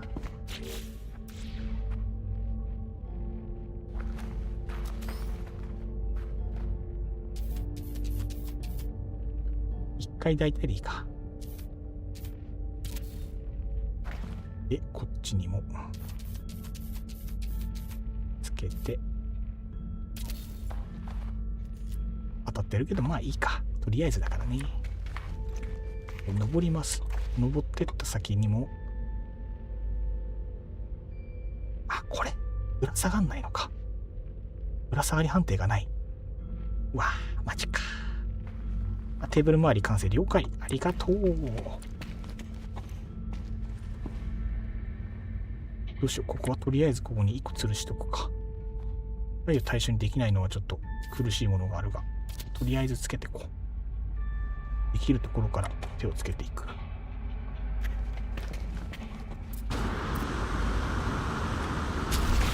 なんかまばらになっちゃったな。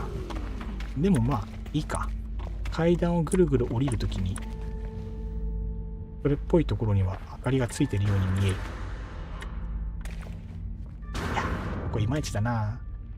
テーブル周り完成なのを後で確認しに行きます。ステーションにて普通の宇宙船に変えてきました。了解。何この植物、こんなのあるんだ。これニップニップじゃね？ちょっと待って、これニップニップじゃね？違う？謎のコーン。あ、そんなのあるんだ。謎のコーンって初めて見たかも。そんなのあるんや。くつろいでらっしゃる。ゆっくりしていってね。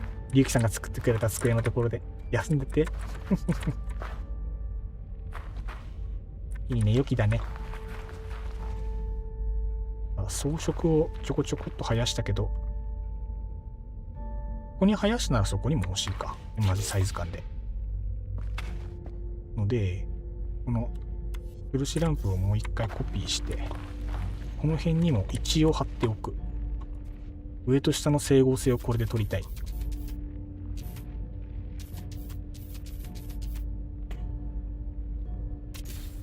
しよしよいしょ。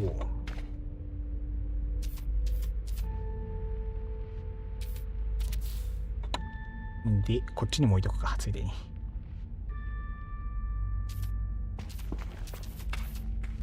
正直あってもなくてもではあるけど、まあ、ついでね。ものはついでってやつ。なんとなくね、こう、吊るし物があると雰囲気変わるからね。なんとなく。オッケーオッケー。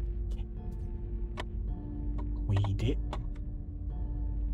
あ、建築始めたら時間がだいぶ解けてきた。まずいね。いつの間にか時間ないなるね。おいでね。あと、外側なんですが、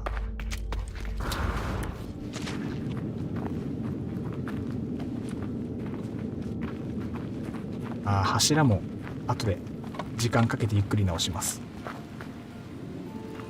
あれだね。あそこの角っこをね、埋めるのにこいつなんです、確か。やべ、設置石が向こうって言って怒られるな。インタラクト場所どこだっけ、これ。これ違うな。床を張んなきゃダメだ。わかった。じゃあね、こうして、こうして、こうして、多分さっきのパーツは床にしかインタラクトできないんじゃないか。こうして、こうして、どうだどうだいブラザー。はい、来た。はい、来た。天才か？ 1 回目に行って天才まである。よしよしよし。この調子でこの角っこがね、まだもう一箇所あるはず。こいつを埋める。これだね。ここがもう一箇所だね。今のうまくいったね。気持ちいいね。建築はね、こういう発見があるからね。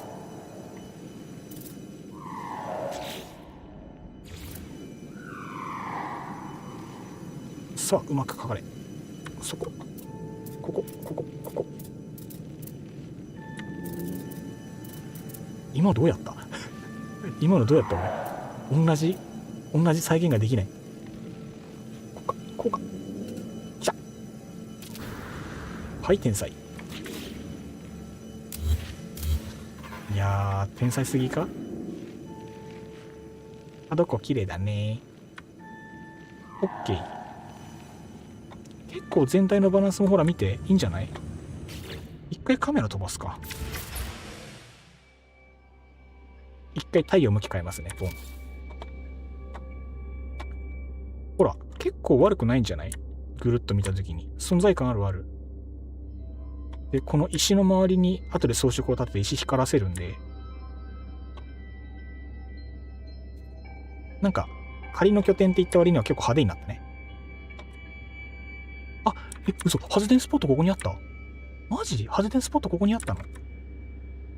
マジか。びっくり。こんな近くにできると思わなんだ。みんなの船が流血してる。テント。順調だね。だって、今悩んでて、海賊の基地だから今仮に金属で作ったけど、下手したら石の素材とか目立たない素材であえて作って、実は隠れ家ですよみたいな空気にするのもありかなって思ってる。悩みどころだね。テントはワイです。ひまじいさんナイス。いいね。なんか寄り合いしてる感じが出るね。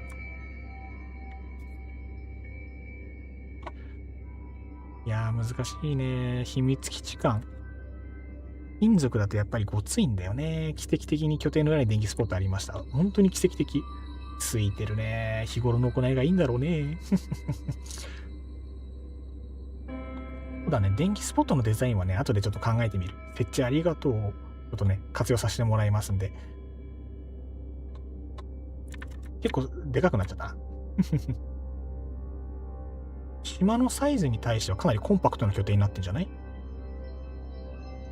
ほんと奇跡だね。同じ島にたまたまあるってすごいラッキーだ。浮いてるね。どうしよっかな。柱を後で石に乾燥して、上のスペースは錆び鉄とかにした方がこの土の色に馴染むんじゃなかろうか。そういう感じにしたいね。将来的には。今は一旦いいや。オッケー。石と木に後で直そう。とにかく椅子がいい感じに。どれ今見に行くぜ。この島の出入り口がね、屋上しかない構造なんで、これは後で改めなきゃいいかな。あとここ意外と暗いな。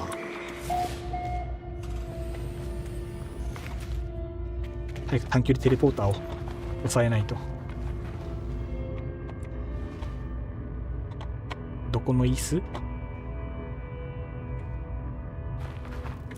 あ、扉もいつの間にか。扉もいつの間にか。なるほどね。こうなったか。OK、OK。一回開けるで。Thank you。あ、テントか。あ、なるほどね。バーベキュースポットやん。海賊とは思えないなんか豊かな生活をしてる。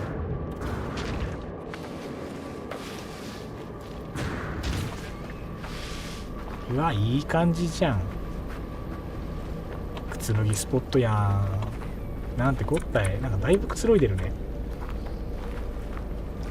だいぶくつろぎスペースになってるね。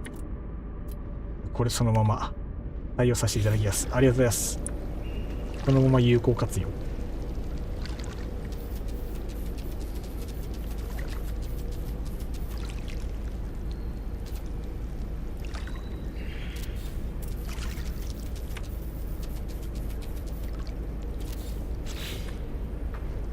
足浮いてたところは勝手に埋める。勝手に埋めちゃうやつ。椅子にステッカー貼りました。これステッカー貼れるんだ。はぁ、これステッカー貼れるんだ。めっちゃいいじゃん。これ好きなクッションできるじゃん。この椅子めっちゃいいね。確かにスターシルクの価値あるね。デザイン変更できる椅子って考えれば。うわ、これ賢い。これ真似します。いい感じだね。短距離テレポーター置くか。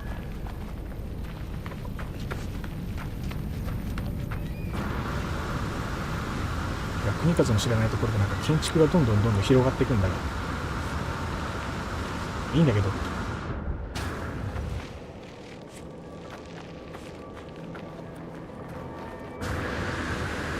いしょ。これまたいつの間にか椅子が。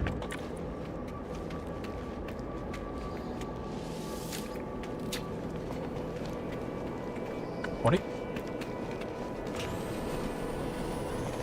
あ、そういうことか。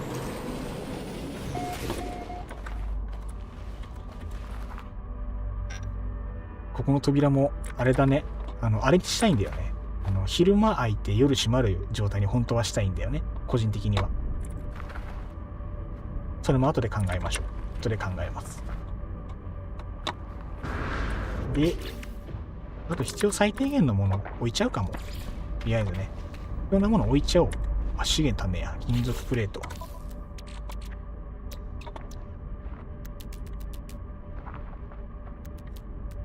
金属プレート、しこたま。30枚ぐらいでいいかな。これも忘れてたや。OK。建築やりすぎないように主にやらせてあげて。まあそれは本当そう。みんな頼む。国数の分残してくれ。全部やられちゃうとマジやることなくなっちゃうから。できたら残してくれ。その方が嬉しい。やってくれるの助かるけども、やられすぎると困っちゃうからね。みんな頼むで。国数の分美味しいとこ残してね。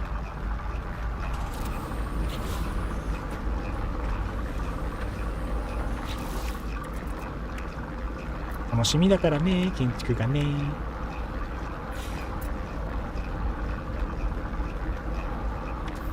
このスペースいいですね。結構ね、この辺いいスペースあるんだよね。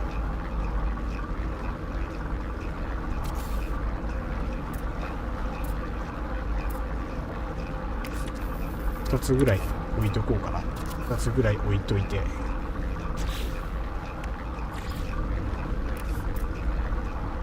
岩だりなんだりで、この辺は。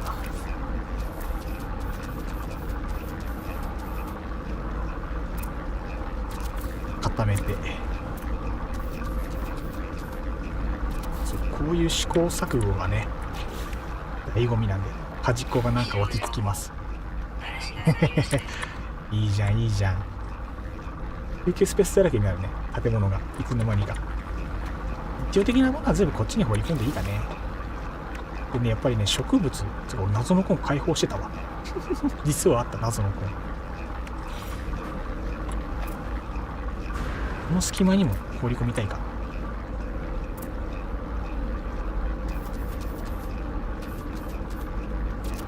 とにかく明かりをこういうところにいろいろ放り込んであげて、なんか色が気に食わんので色は変えたい。ちょっと待ってね。ちょっと離れてみて、何色が良いか。なるべく明るい色の方がいいが、こいつが一番明るいな。カラーイメージがなんかオレンジ色っぽい光が多いから、そのカラーリングにしたい。この辺かな。じゃあ程度あんまり暗いとあれだし、黄色も悪くないが、これだな。で、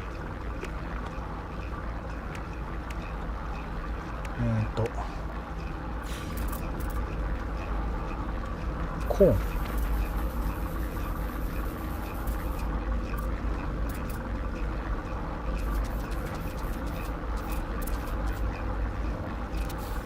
お、接続天気助かるぜ。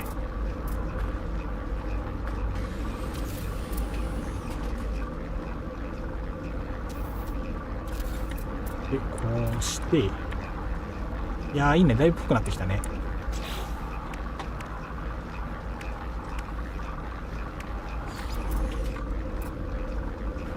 で、この隙間から葉っぱをもう一つだけ生やしたい。そんな気分のこの頃。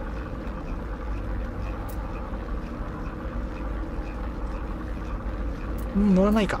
乗らないね。うまーく乗るとこ欲しいんだけどな。ちょっと厳しいな。でかい。こ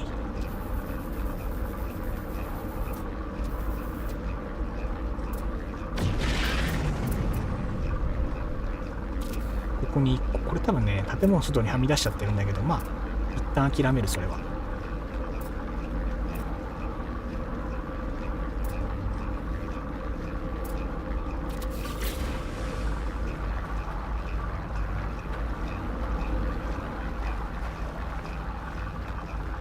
さっきの植物2個はあってもなくても変わらんか。まあいいでしょう。 OKOK。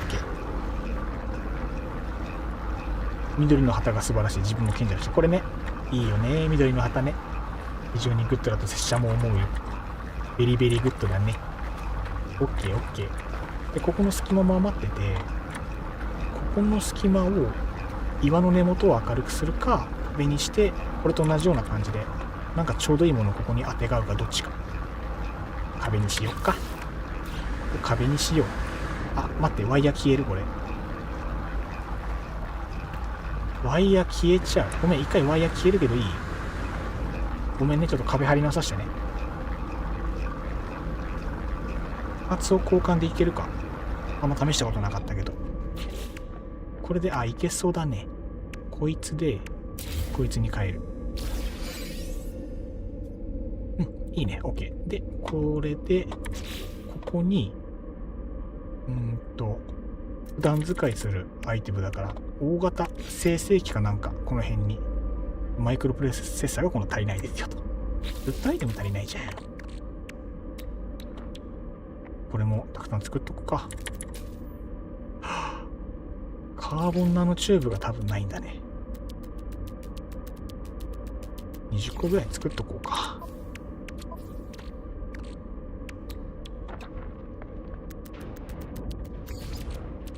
何も考えずにとりあえず作る。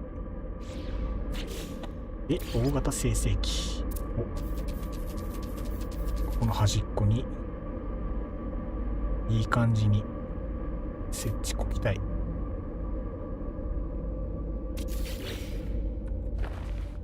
いんじゃない？ちょっと後ろが寂しい。もうちょっと奥に置けるか、ワンチャン。置いて詰められそうだね。なるべく隙間なくしたい。もうちょい、もうちょい、もうちょい、こんなもん。まあいいとこだね。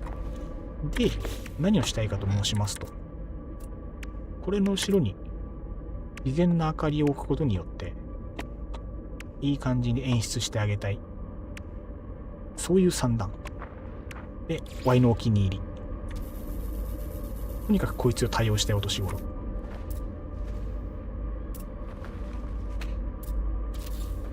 間違ってチラ見えしてもね、ビジュが良いので気にならない。非常にグッドな神アイテム。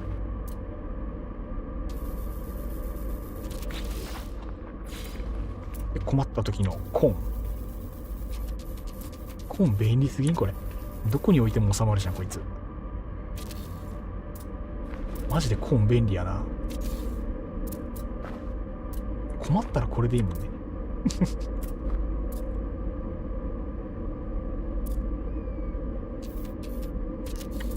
OK。で、確かこのグローブツリー光るよね、ほんのり。確かほんのり明るかったと思うんだよね。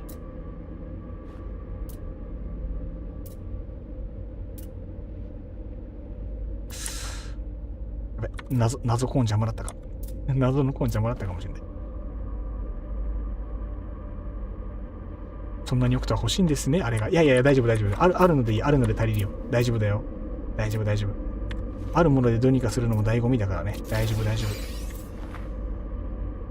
明るいかって言われたらそんなことねえな。いらないってだから。いらないって、ニップニップ。何使うこれ。言っちゃいらない。だんだん定型ネタになりつつあるよ。ニップニップ欲しいんでしょこれいらないって。いや、いらないって。ニップニップ。どんだけ持ってるんだよ、みんなして。ニップニップばっかり。そう、みんな、常習犯ばっかりや、ここ。どいつもこいつも、薬中ばっかり言いやがって。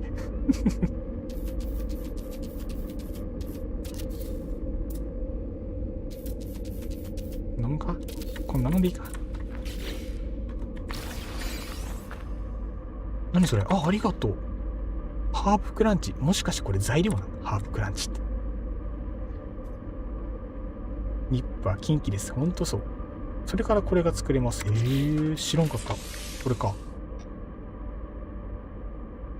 これすげえ。普通に食べるとジェットパックオーバーロード5秒間。これちなみにフードプロセッサーこいつで食うとどうなるんだ。プロセッサーねや。入れてみていい？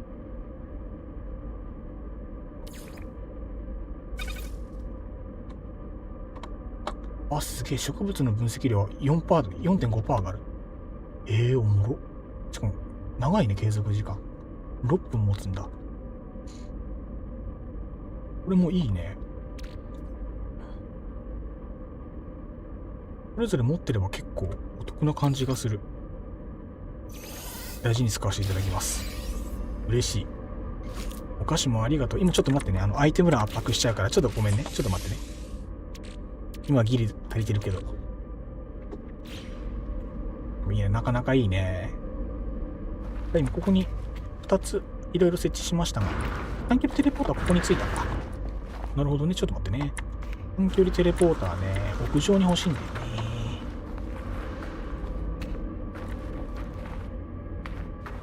フードプロセッサーそこいいね。それ正解だね。どうしよう。テレポーターの位置ちょっと後で考えようかな。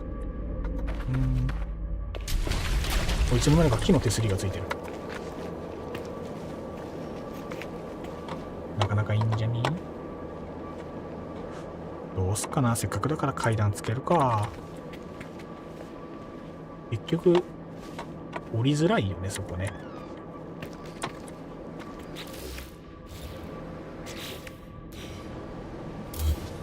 っち階段つけよ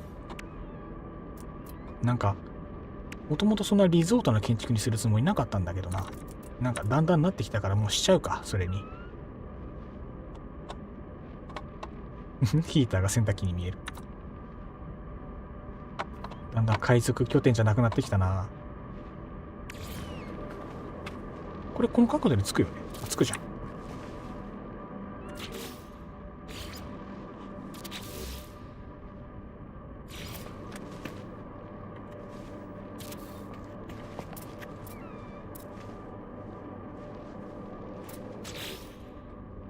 まあまっすぐつけとくか。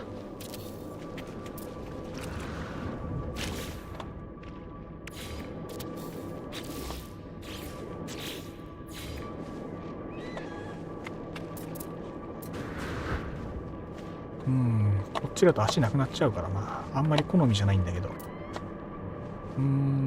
そうだから好みの問題なんだよな。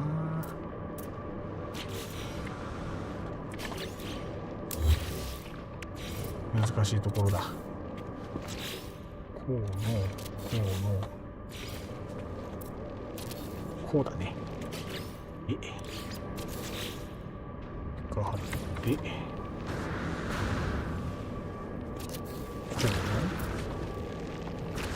うの。あんまりそっちに入るとね、構造が理不尽になっちゃうから、それもあんまり好みじゃないので、ここはまた工夫します。ここに三角床を設置することで、そっちに伸ばせるようにする。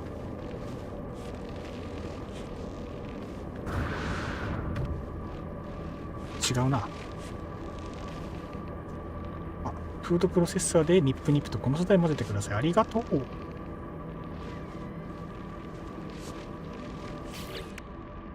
ちょっと待ってな。甘い生地。そんなのもあるんだ。知らんアイテムいっぱいあるな。マジで全然わからんアイテムいっぱい出てくる。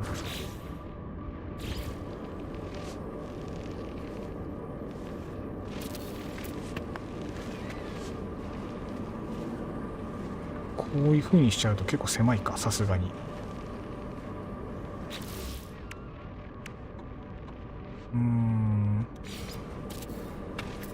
構造的な好みがあるからね。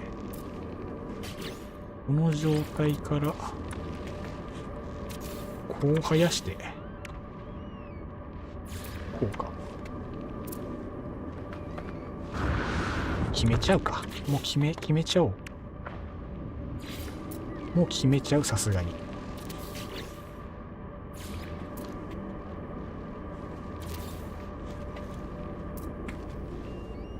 いや、ありえねえな。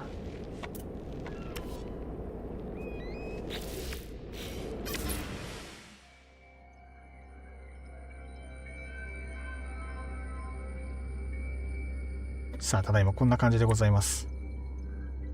もともとこっちに階段伸ばす予定はなかったんだけど、せっかくね、憩いの場があるから行けるようにしとかないともったいないからね。まあ、頑張って斜面に合わせるならこういう形になるよねっていう状態。はいはいはいはい。で、整合性を持たせるために、後で壁を張るので、いやー、規模が思ったよりでかい。まあまあまあ、どうしようかな。そこは一旦そのまま持っていくとして。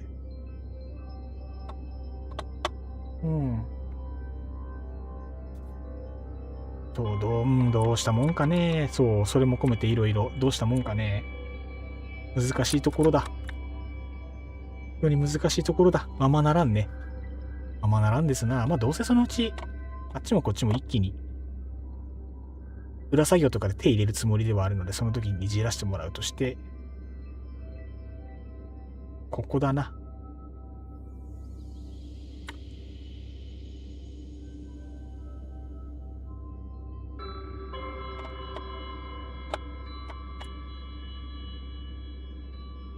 よしよしよしよし。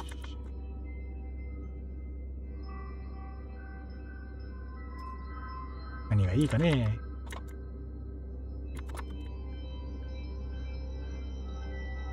やっぱぐるっと回すか。ぐるっと回した方が可愛いまである。可愛い方が好きなのである。何それ何それ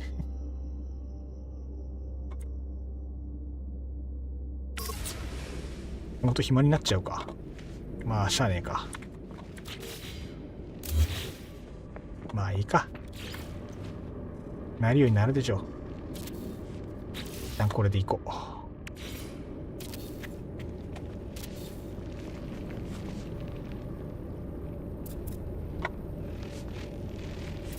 この辺に階段を押せば音足りるでしょう、多分。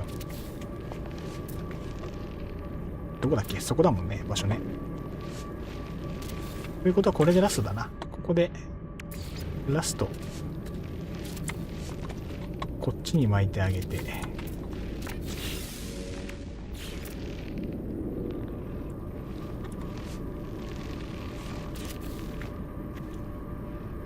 これでいいことにすか。じゃあ階段一旦完成で、手すりやね。手すりやね。大事やね、手すりね。うん、大事大事。角落ちやすいからね。ここの構造はね、また後でちょっと改めます。一旦仮なんで、これは。仮ね。後で全体像見てまたいじります。ひまじんさん、会場にいます。なるほどね。釣りしとるね。一旦大体こんなもんか？とりあえずは。実際、あとあれなんだよね。階段のデザインも、まだ悩むところだね。OK、りゅうきさんありがとう。いいところなんじゃないか、そろそろ建築は。建築はまあまあもうお腹いっぱいなんじゃないか。あとりゅうきさん申し訳ないけど、多分ね、後で国風の好みで物を動かしたりとかは全然すると思うけど、そこだけ許してほしい。申し訳ないけどね、そこは。後で全体バランス見ていじるので、そこだけは許してちょんまげ。頼んます。いいかな、とりあえず。細かい修正はまた今度します。よっと。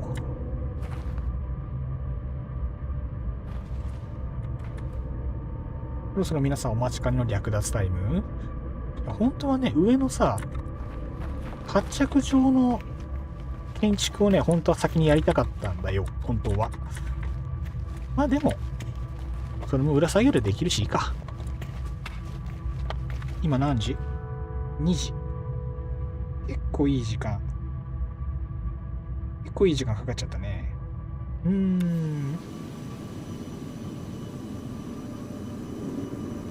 難しいところじゃ。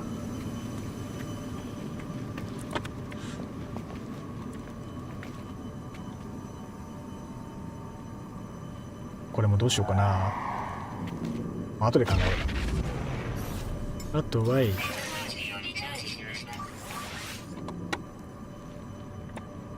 必要なのは明かりその他ではあるんだが、この辺をどうするか。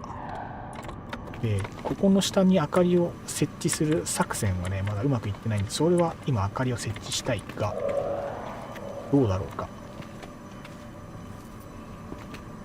ちょっと待ってね。ここの足元に明かりだけ設置させてほしい。どういう風にしたいかというと、これはね、もう構想決めてて、これだけはね、実は構想決めてあるんですよ。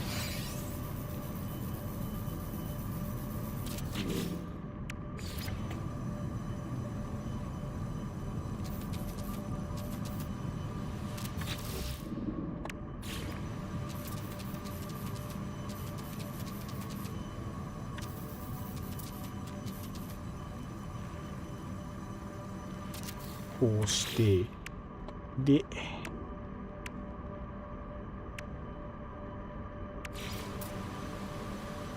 あんまりでかいと存在感があれなんですが、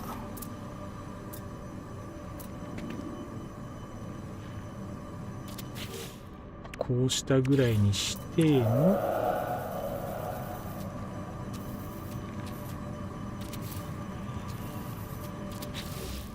で、ここに、ワイの大好きなテーブルランプ。このテーブルランプが好きすぎて多用したい年頃。これ、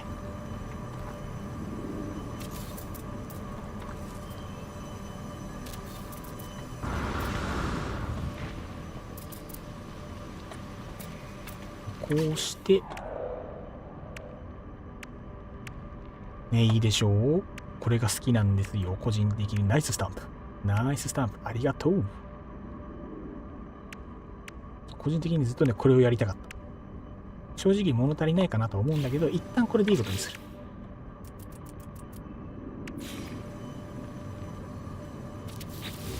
でこうなると、悪くないんじゃないか。とりあえず上から覗いた感じは OK。 こんな感じでございます。いかがでしょうか。一旦こんな感じです。で、いろいろ建築してもらったりとかがあったんですが、申し訳ないけどね、後々改造したりとかは全然させてもらいたいんで、そこだけご了承いただければと思います。ご協力ありがとうございます。はい。あとあれよ、その国数持ってないアイテムいっぱいあるけど、いいからね、今手元にあるもので建築するのもさ、ほら醍醐味の一つだから、大丈夫、気使わないでも今あるもので何とかする楽しみをね、国数味わってるんで、アイテムのね供給とかもたまにでいいからね、たまにで大丈夫なんで、ありがとうございます。本当に。よし、今が2時だって。みんなもう時間経つの早いね。どうしよっか。この階段のデザインもね、まだ正直納得はいってないんだけど、全然もっと改造したい気持ちはある。まあでも今日はもういいかな。今日の元々の目的が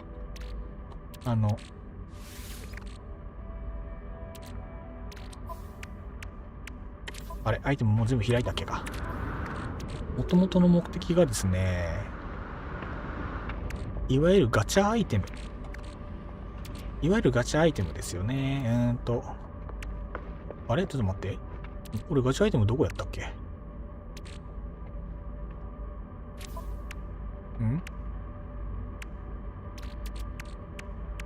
あれ、俺ガチャアイテムどこやった？あ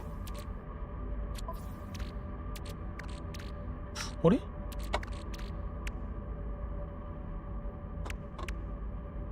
これ Y 武器とかって持ってたよね。あ、これ違うな。手元に持ってたアイテムどこにやった？海賊やっつけてアイテム稼いだよね。なんかなくない？もう全部解放したっけか。この辺のやつ欲しいよねって言ってさっき全部ばらしたっけか。もったいないことしたな。そうか。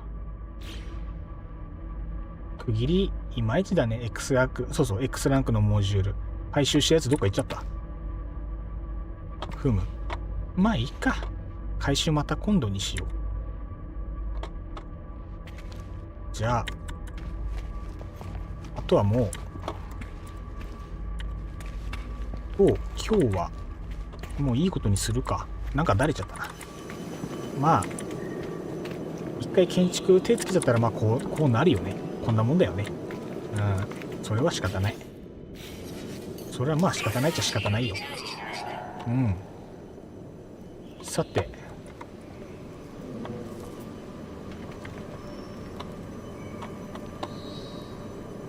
この後は略奪ですか、貨物船ですか。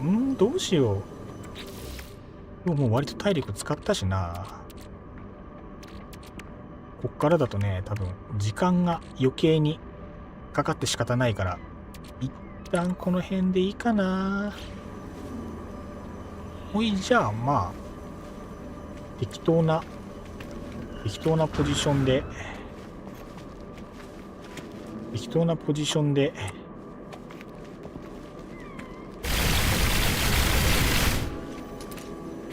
ゃあそんなこんなでこの辺でね、今日の配信を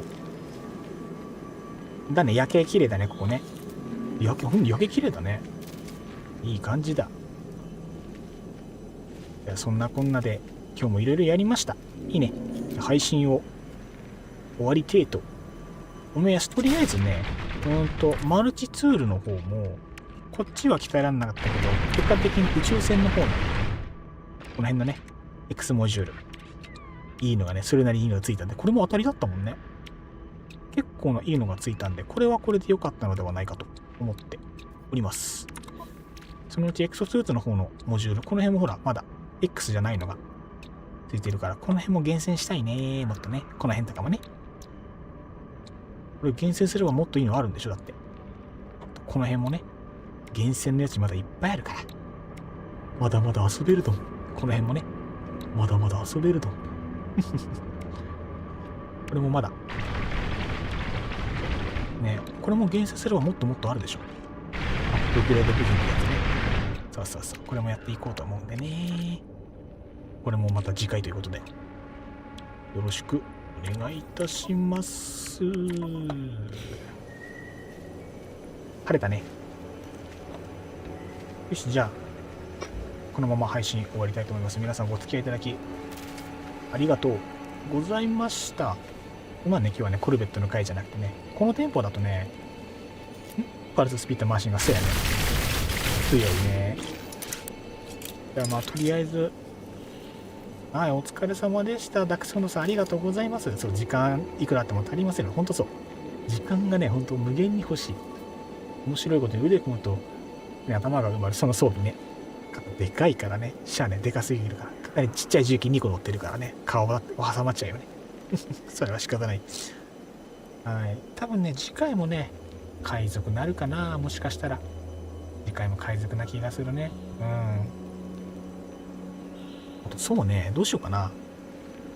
一応ね、建築なんですけど、ひまじさんありがとうございます。お疲れ様でした。ね、また次回もね、わちゃわちゃして遊びましょう。ね、建築なんだけどね、そう、結構さ、みんなこう、試行錯誤でいろいろつけてくれるんだけど、後でね、修正するのがね、心苦しいんだよね、結構ね。